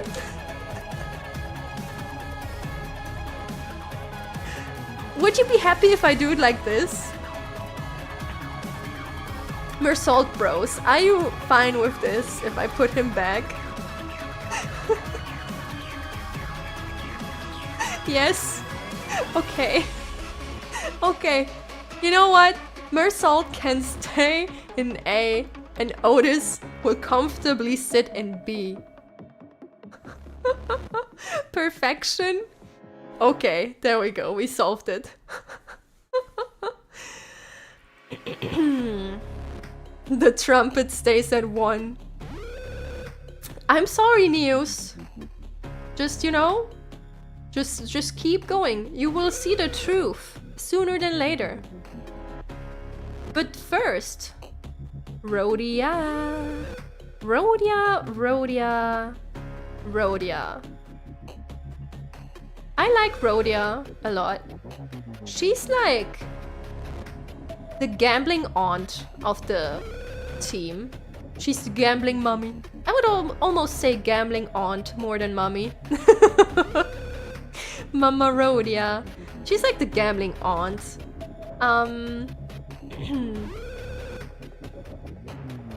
She isn't like the craziest character, I feel like. And she has been lacking some development because, like, despite having her own Canto before, which they are, you know, catching up upon, as they did in Time Killing Time, which I thought was really good. That made it a bit better. I think she works really well just in the team. Like, I don't know if I would put her on A or B as a standalone character, but just, you know, with the other sinners, she's definitely an A. Also, she teases Gregor a lot, which is wonderful, which means they need to be next to each other. So I'd say Rhodia goes here. She's just a delightful character, I feel like. I love her interactions with others. She's like a cheerful version of Ishmael, less IQ but more expressive. You know what? That's a really good description. That's really good. Oh, I love the glimpses of the real Rhodia we've been seeing lately. Yeah, Rhodia just really works well in this setup, I feel like. So that's why she gets an A. She goes into A. Next up, Ryoshu.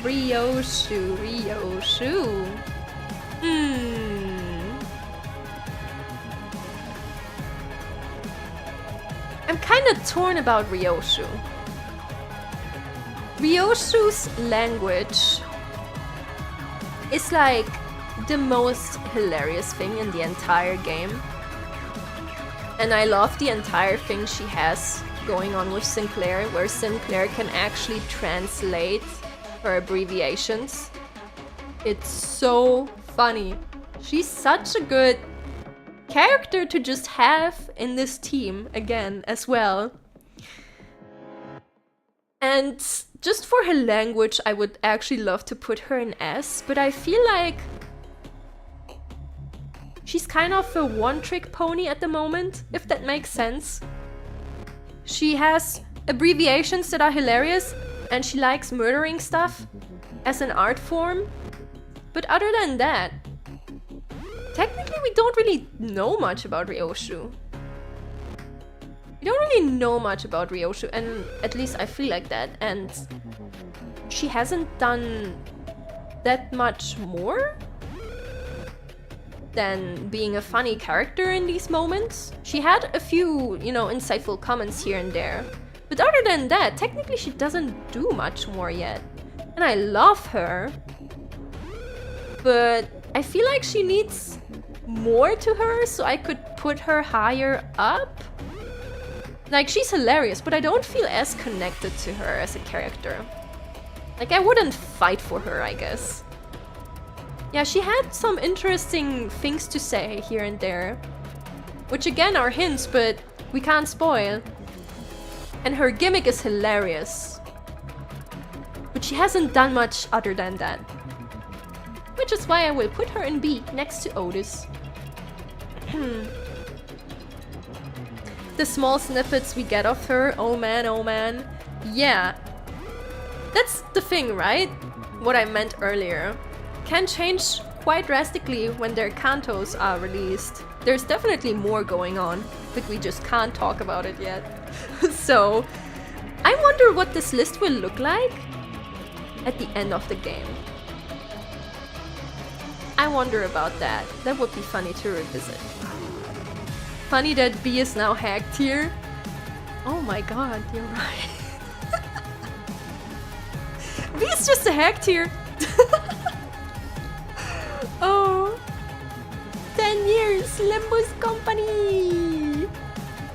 But yeah. Ryoshu is funny, but we don't really have a lot about her at the moment. Sinclair! I mean, write Sinclair with a C, and we have this one, but...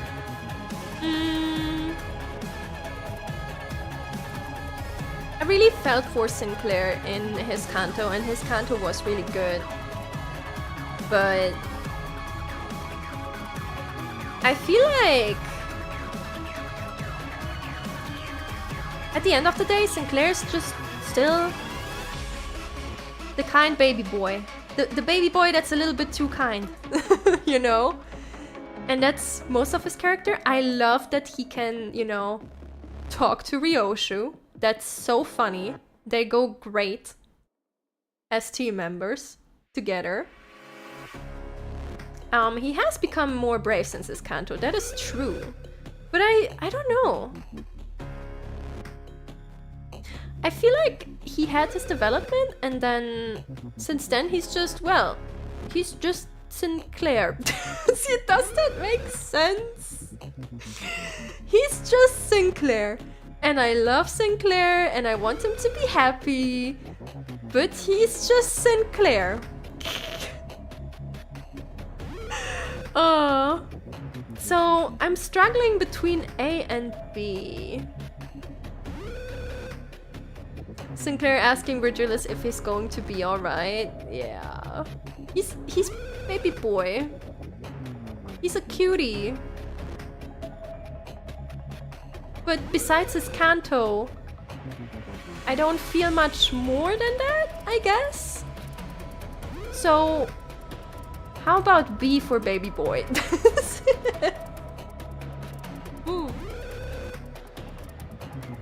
To be fair, Sinclair, Gregor and Rhodia all needed a second Canto since their own wasn't that fulfilling and didn't develop them enough.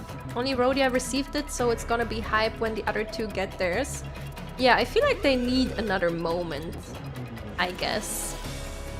But yeah, Sinclair obviously goes next to Ryoshu because they can communicate with each other like no one else can. Doesn't he deserve some points to be your carrier? That's the insane Sinclair, but this is the normal Sinclair, so that doesn't count. That doesn't count. We need to give him corruption or more trauma. Wait a minute, wait a minute. We're supposed to protect the baby boys. Oh.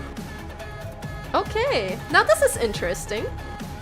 We basically sorted the sinners from the team, and now we have Virgilius, Charon, and Dante.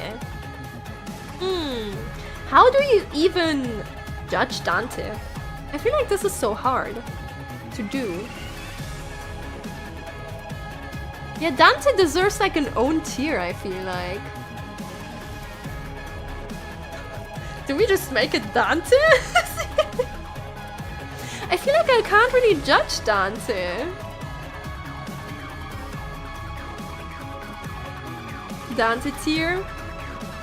Like, Dante is, as a character that we play as, or from which perspective we see things at, Dante is such an amazing character for that.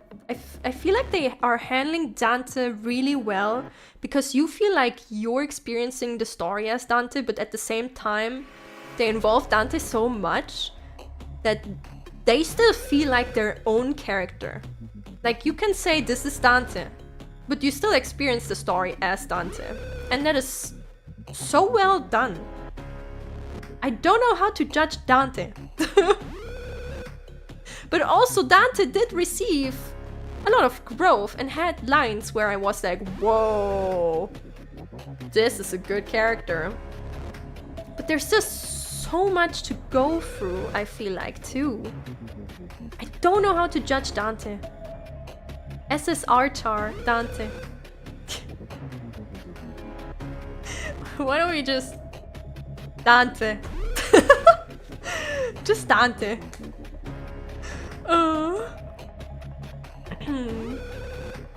But yeah, Dante is so... I don't know how to judge Dante. Dante is Dante. And then we have... Virgilius. And Charon. I really, really, really like Virgilius. I think he's a great character. Even early in the story, where he's just being an asshole to everyone. Because even when the character is intended to be an asshole and you're like, wow, this is an asshole, then it's like, well, the character fulfilled their intention, so that makes it technically a good character. But also, I read a bit of Leviathan, maybe that's cheating. I haven't read through all of it, but I've read a bit of Leviathan. And oh my god.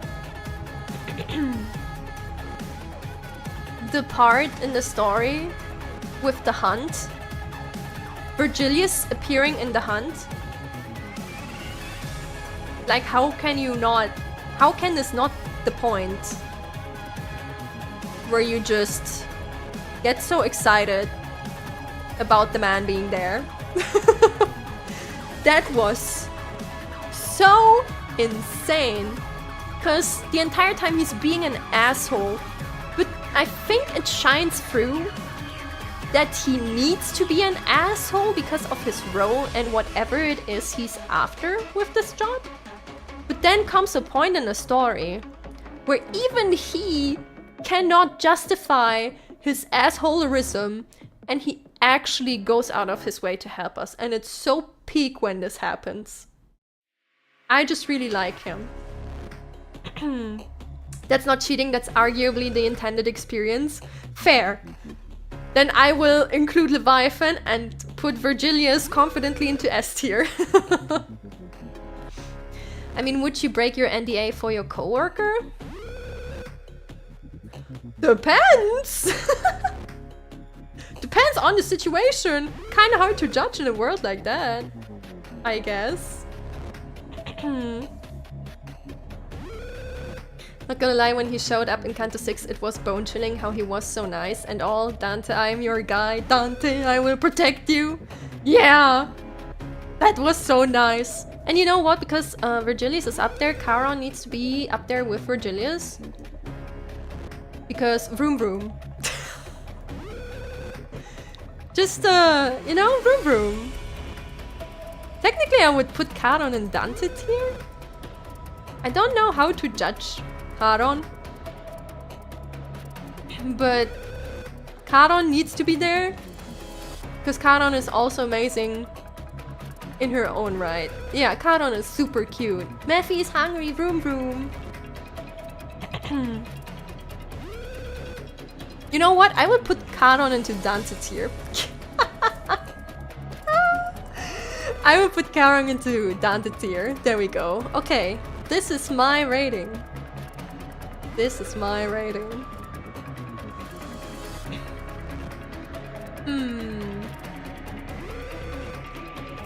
Would I change anything?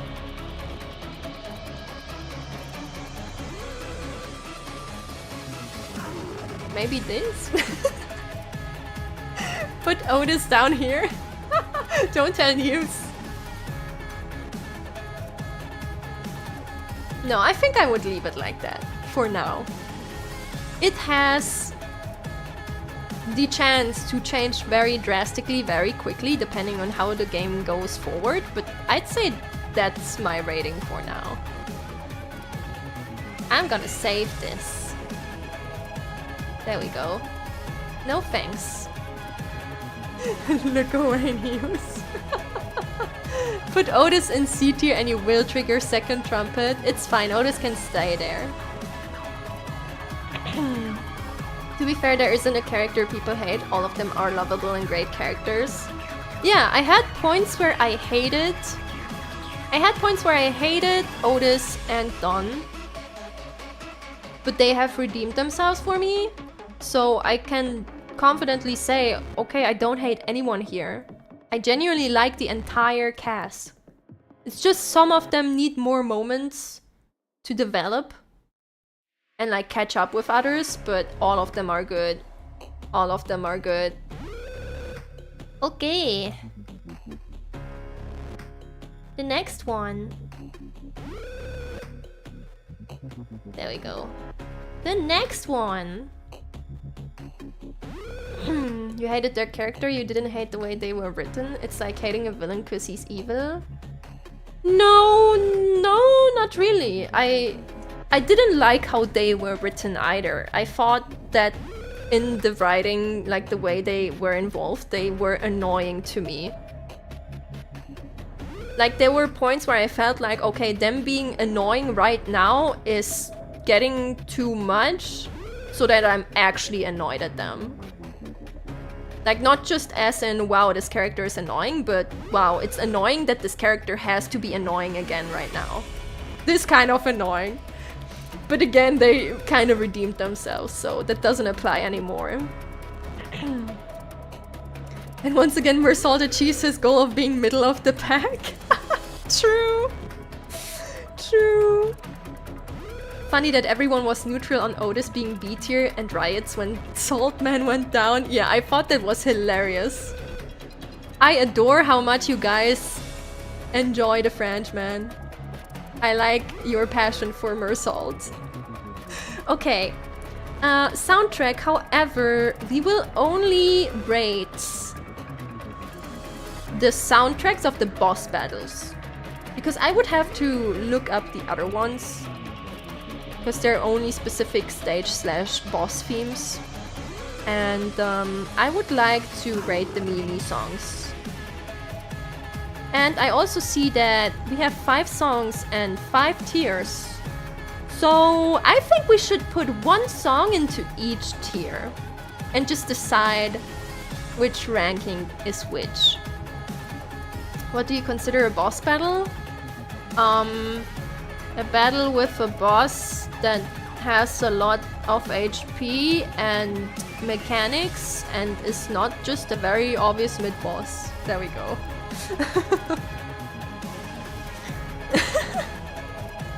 Prepare the second trumpet, she puts Gone Ages on C tier. We will see about that. Okay,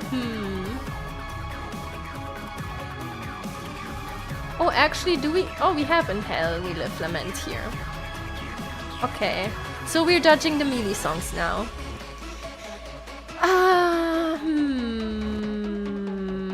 I think I already see my rating, kinda. I see it in front of me eyes.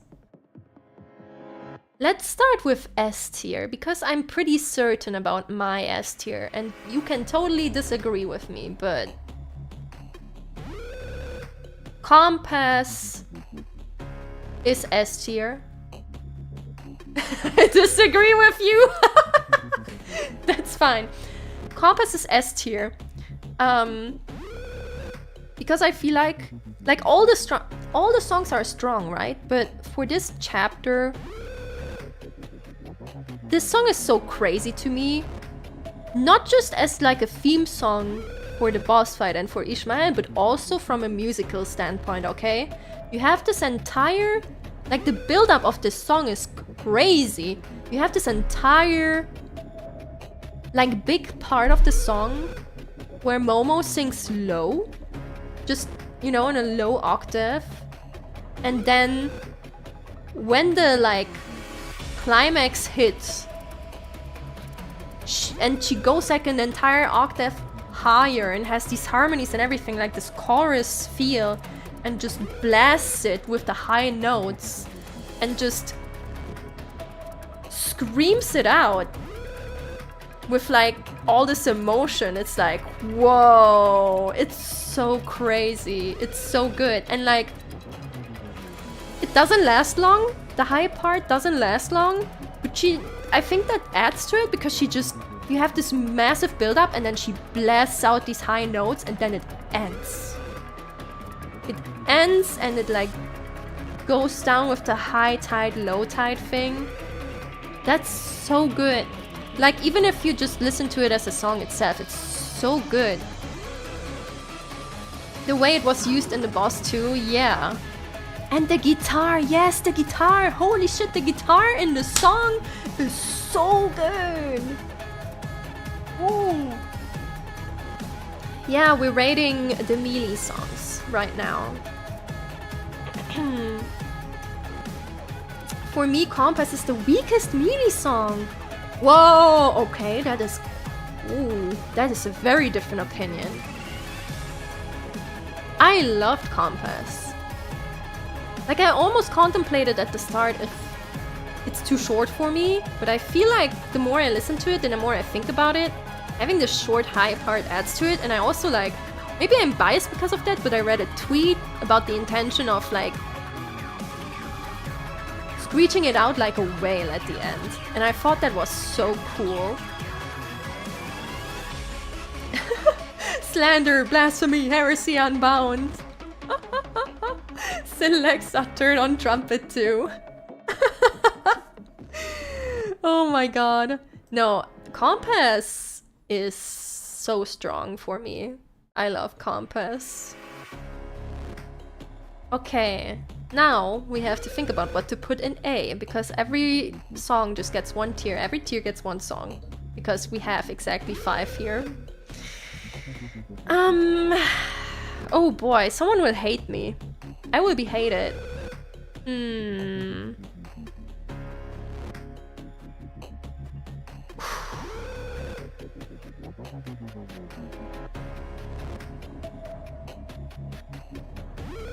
There we go.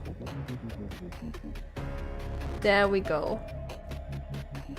I was contemplating between this one and In Hell We Live Lament. But I really like this one. I really like this one. As a devout Christian, I approve this rating. Oh.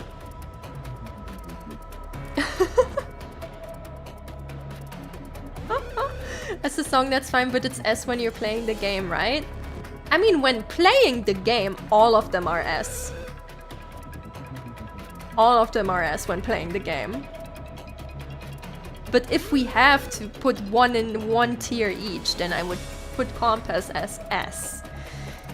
Like, in thinking of a combination of the song itself and in the game.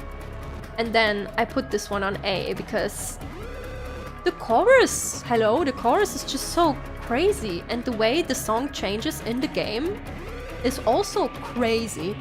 I feel like this song is just so strong as an experience. And I was contemplating with In Hell We Live Lament because that one is also so good, but Between Two Worlds, I don't know, I've listened to that one so much because it just feels so epic. Hey Tangerine! Emo, when playing the game, this song is still weakest. The long version on YouTube is amazing. I mean, wouldn't you technically have to include both versions? Like, include the long version because both play after another, depending on the phase? Yeah, I feel like this one is just really... The way it changes, too, is just really impactful. And I really like the chorus singing and how they did that. So maybe it's an unpopular opinion, but I really like the song. Yeah, the change between Realm of Light and Dark is amazing. And the chorus is so good. And that brings me to the next one. Oh god, you know what guys? This is the part where the hate will start. This is where the hate will start on the last free. This is where the hate will start.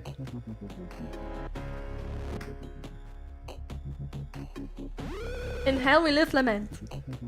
Is my B.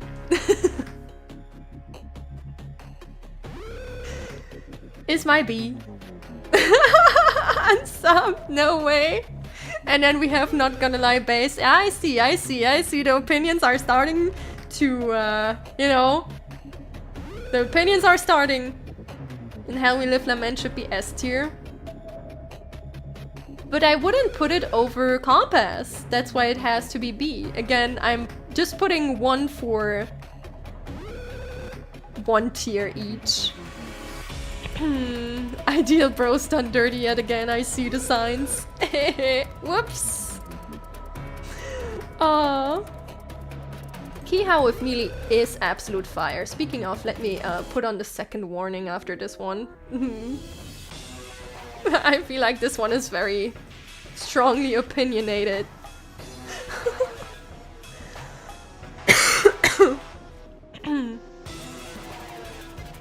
It's good as an opening, but on repeat it's meh. Not the senior cover. Oh, don't worry about that.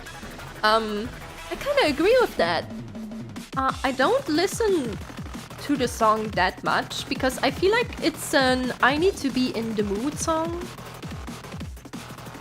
Like, just something about how the arrangement is set up doesn't strike me as strongly as the other songs, but it's still an amazing song and it's like a really good intro song as well. And I really like the lyrics of the song. So while I need to be in a mood for this one, I feel it's a great song.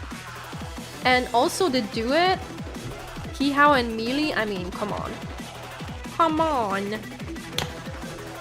It's probably the deepest Melee song when you think about it. It describes the whole past and future of the sinners. Yeah, I like this one a lot.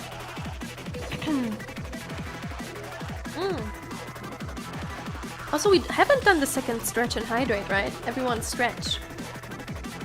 Yeah, I really love the duet of these two. And also, oh my god, I think Latin chorus at the end? That is so good. Okay, stretch your wrists too and hydrate. Oh. Hydrate, hydrate. Now we come to the last two.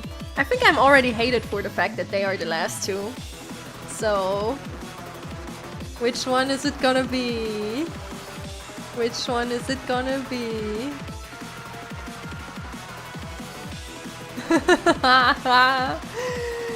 Oh boy!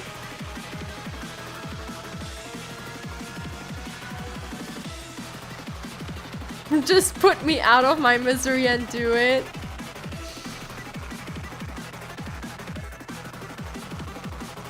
Yeah! I'm sorry! I am sorry, I am so sorry. Okay. Through patches of violet.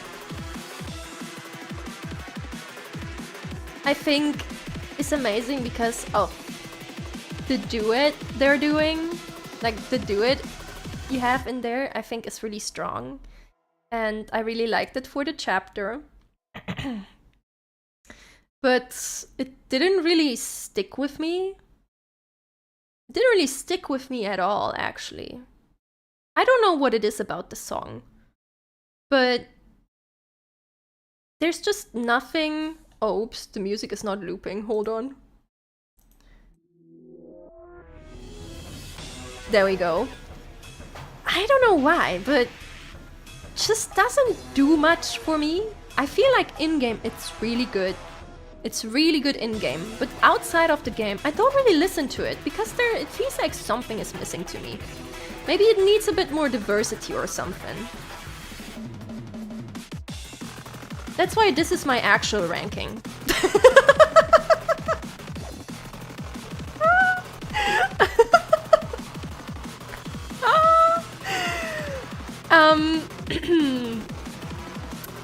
Fly My Wings. Okay, listen, I wouldn't really listen to it in my playlist, honestly. I wouldn't really listen to it outside of the game. But just having this, you know, this almost like children's style song, this nursery rhyme song thing, just I think was such a great move. And it's so different from what Melee has done before, that just for that I think it's impressive. And it sticks in my head a lot more than Through Patches of Violet.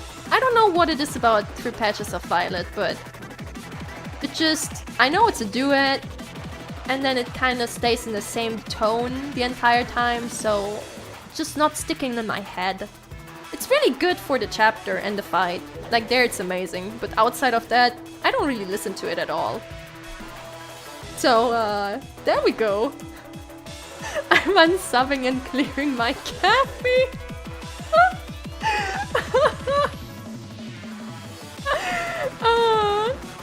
Hell yeah, there we go.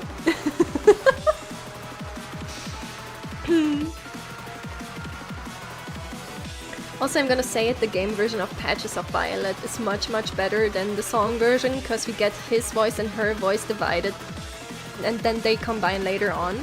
That's a really good point, actually. That's also why it works a lot better in the game than as an actual song, in my opinion.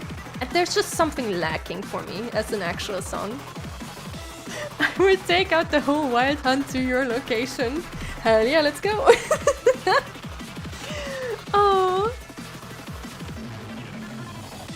I just want to ask now, before you end the section, are you going to rate their drips as well? No, that is not planned. That is not planned. I do have one last tier list though, that we're ending with. I will save this one. There we go. Okay. There we go. The final one for today. What? Okay, there we... Woo! Ah, stay there. Stay there. Okay, there we go. Oh my god. This one is singers that I trust and don't trust. As a more funny one for the finale. Now that we have stoked the fires of war. Yes, we can return to calmer music now that the war's over.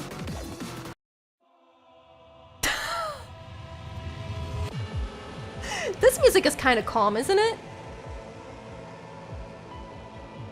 With the piano and everything. Yeah, I think we can keep this. Really relaxing. Especially if you played the game. Okay. I guess we can start. We will just go in order. And we start with Rhodia.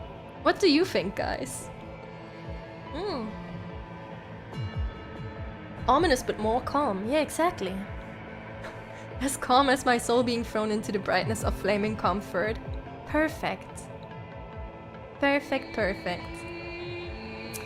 Rhodia is definitely up here somewhere. I feel like Rhodia, even when sometimes she doesn't really know what to do, she will try to help you at least. She's the auntie, very much so, in the team too. She's just a glutton. I mean that too. But if you're hungry, you can trust her to take care of that. She will find food somewhere, probably. Now, I'm kind of torn between trust and trustable if well managed. Because she has the potential to definitely, you know, kick you off the table, so to say. But I feel like, you know, we're going from the standpoint of, okay, we're probably well acquainted with them and in the team.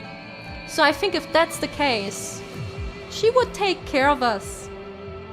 she's taking care of the cuties in the team as well, so I think we can trust her. We just assume we're part of the team, okay? And we don't just meet them as strangers. Now, Otis!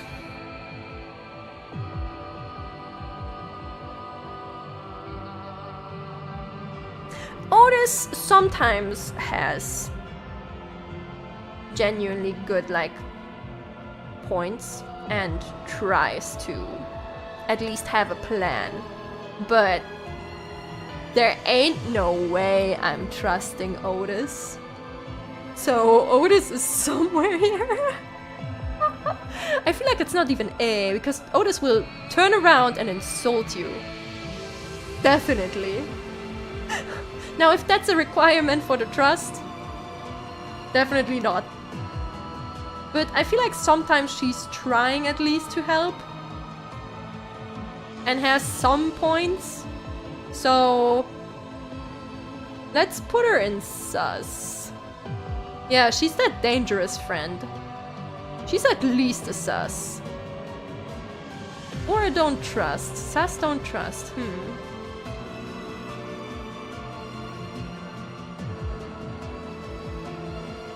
You know what? Actually, let's put her in don't trust. There we go. We can move her up later, if we feel like it. Ishmael! Ishmael!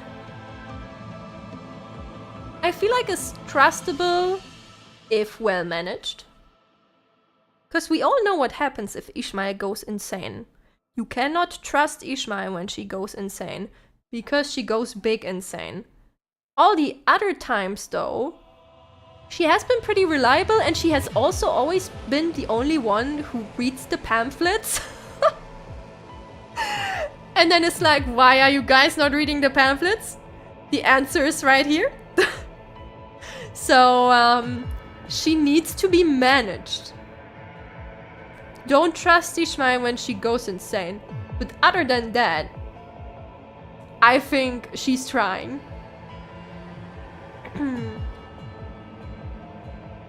She's literally described in the introduction that she can be dependent and depended on as long as you don't cross her.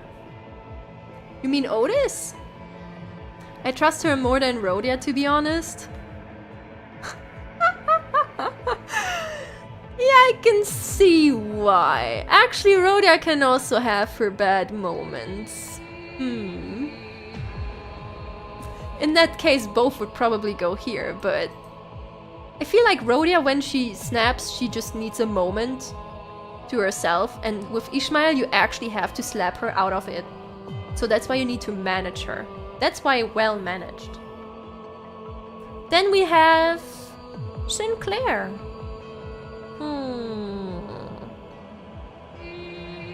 Sinclair. You know,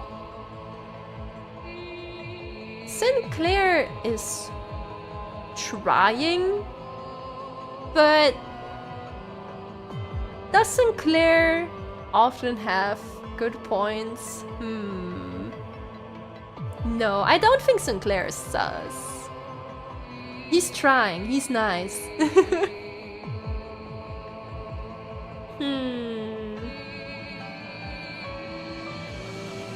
He might murder you in your sleep.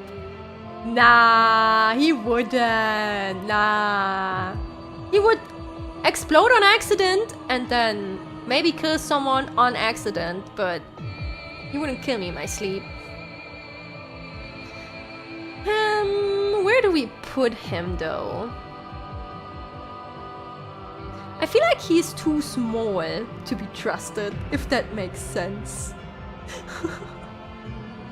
Sinclair would only kill you if you piss him off somehow. I feel like you really gotta go lengths to do that.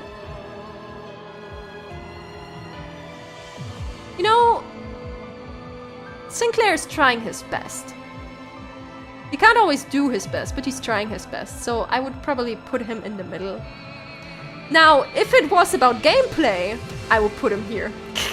Because he has saved my ass all the time, literally. What does small relate to trust? I mean, you can trust him in the sense that he's genuinely trying to help you, but he might not have the best takes. So if you trust him and you go along with it, you might be disappointed. In that sense.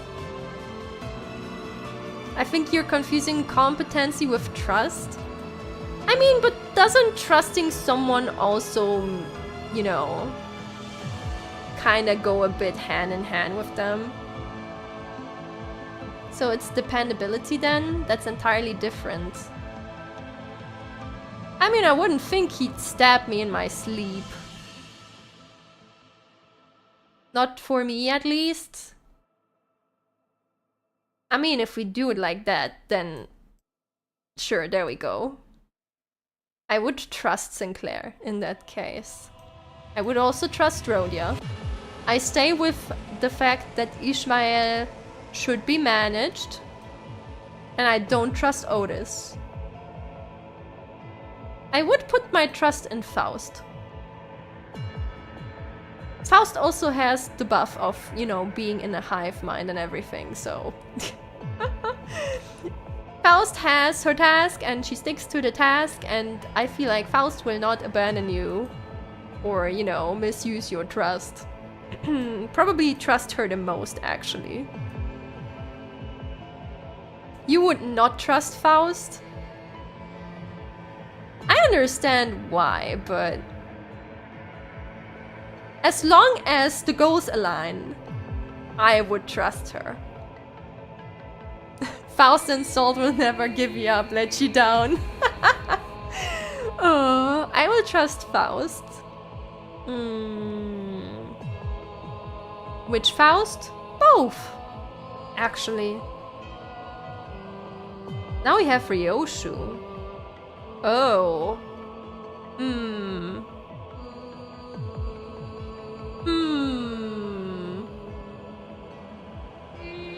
I feel like Ryoshu is a simple person.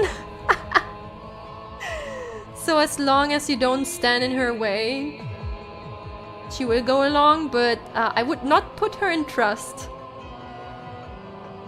She's a bit too unhinged for that. I would probably put her in A. There we go. I trust her, but not with my life. Exactly. Exactly. Ryoshu has been rather chill, to be honest. She would simply not help you, but otherwise she's fine. A is her spot. Yeah, I agree with that. Exactly. She might not help you, but when she does, she will do it properly. Now we have Meursault. I don't think... I feel like Meursault is not even really capable of just not doing his task. So... Meursault at no point... You know, sometimes he decides not to say something, but when he says something, he always does it in, you know, a trustable and dependable manner. I do trust in Meursault. He does feel very trustable. There we go. He deserves his own tier, no contest. Yeah.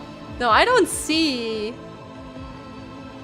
how I would not trust him, actually. He's very straightforward.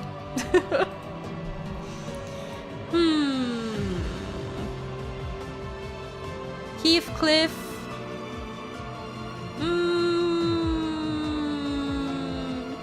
Depends on the situation and relationship, I guess. I feel like he is trustable if you manage him well. Which is funny. Because Ishmael and him both are now in this tier. I think he is trustable if well managed. If not well managed, he will be an A. Oh. Result is very reliable and dependable, but trust? I mean, if if we just go, oh, trust them, then, you know, you can almost put everyone just down here. Because at the end of the day, they all have their motives for being there, and we don't know the exact details for a lot of it. But the way he strikes me, I would trust him. Now we have Dawn. You know, with recent developments, I don't know if I trust Dawn. The thing is, as long as Dawn has her shoes on, she's very straightforward. But I don't know. There's too much going on. There's too much going on. Isn't she a trustworthy fool? Yes, but there's very obviously another side to her. And, you know, all of it is kinda sus. It's very sus. Also, she will do a lot of oopsies. I would not trust Dawn. She has the killing indiscriminately for justice that doesn't sit right with me. True, if you do the wrong thing, Dawn might just stab you. Did you choose a different streaming format today? How? What do you mean?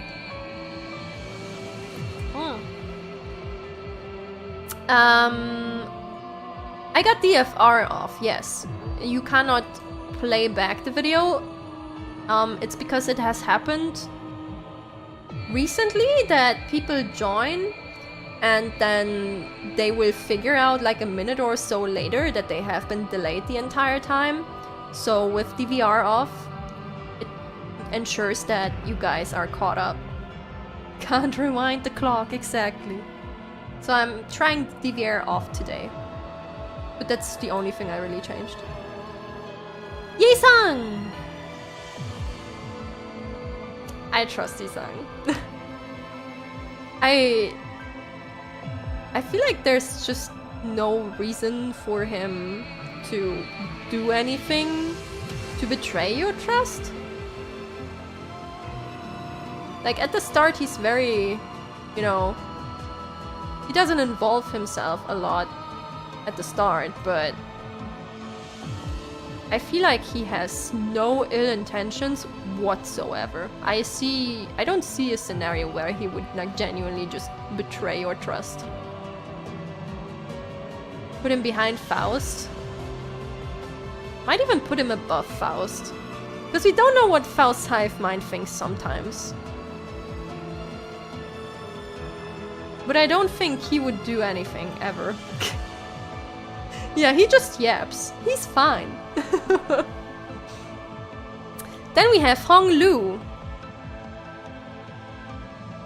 Bro, you're so sus. It's funny, they're together again in the tier. He is so sus. So sus. We're not at a point where I say, oh, I don't trust him at all, but very sus. Ooh, so sus. He's like licking the don't trust tier here. His common sense is so bad for the common people that we're alien to him. I'm actually thinking if sus might even not be enough. I don't think I trust him, he's not very intelligent. I don't know if that's the case. He does seem well-intentioned, yeah, but there's a lot of things he doesn't talk about, let's say it like that. I will put him in sus for now. Now we have Gregor.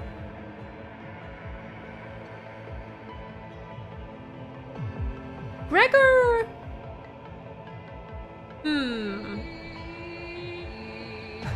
You think him sus?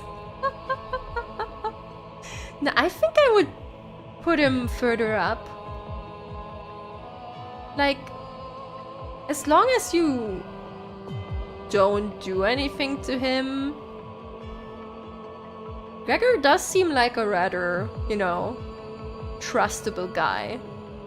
He hasn't had a moment where he let through anything that's like, oh, I would potentially backstab you if I could. Yeah, the PTSD, man. We don't know much about him outside his PTSD. But I mean, think about how he treated Yuri. Yuri was a stranger at that point too. So it seems like, yeah, he has trauma, but he has he has good intent. I feel like if you're part of his team, then he's rather trustable. He actually, like, at least he hasn't shown any ill intention towards anyone else in the team.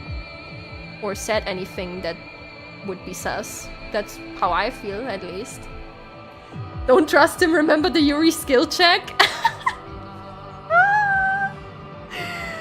Oh my god.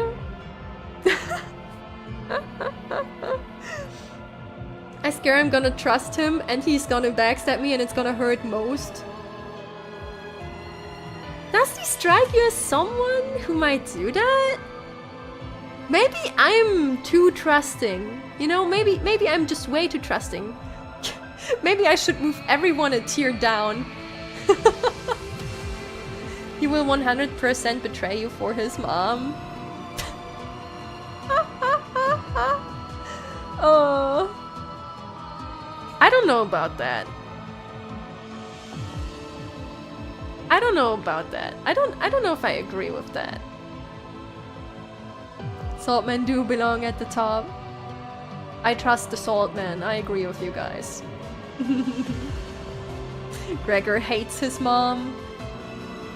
Yeah, I don't think he has such a mom issue that he would switch sides. That's the point. I feel like Gregor is like trust bait.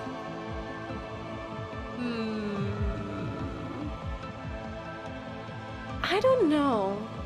He could be trust bait, but now what if he's actually just a simple man? What if he's genuinely not trust bait? What then? I mean, if he is trust bait, then I guess I get fucking stabbed.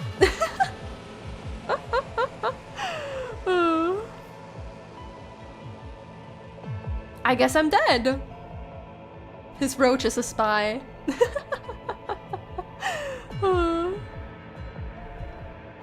Oh. But yeah, I think I would put it like that. I feel like I trust them too much. Maybe I'm too attached to them, actually.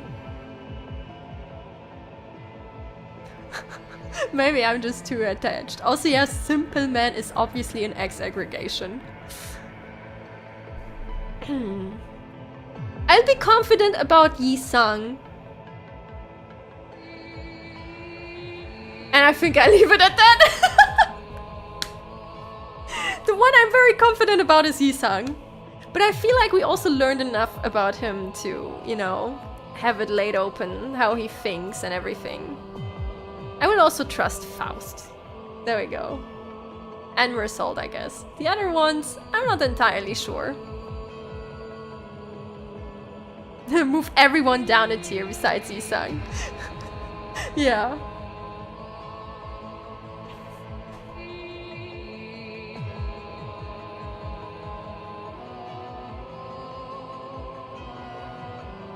Could also do this. Because I trust those three a bit more than the other three. So there we go. There we go.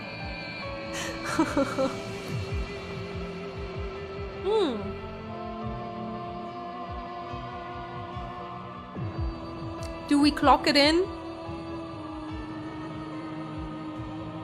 Sinclair would 100% leave us for his fated meeting with Damien's mom. Read the book? Wait, is that a thing?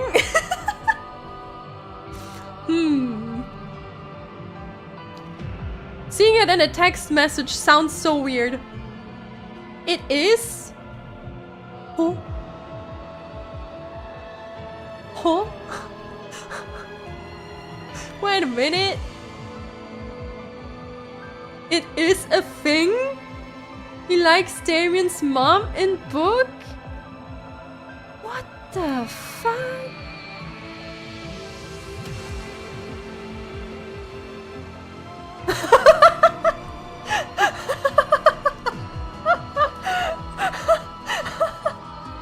Well then.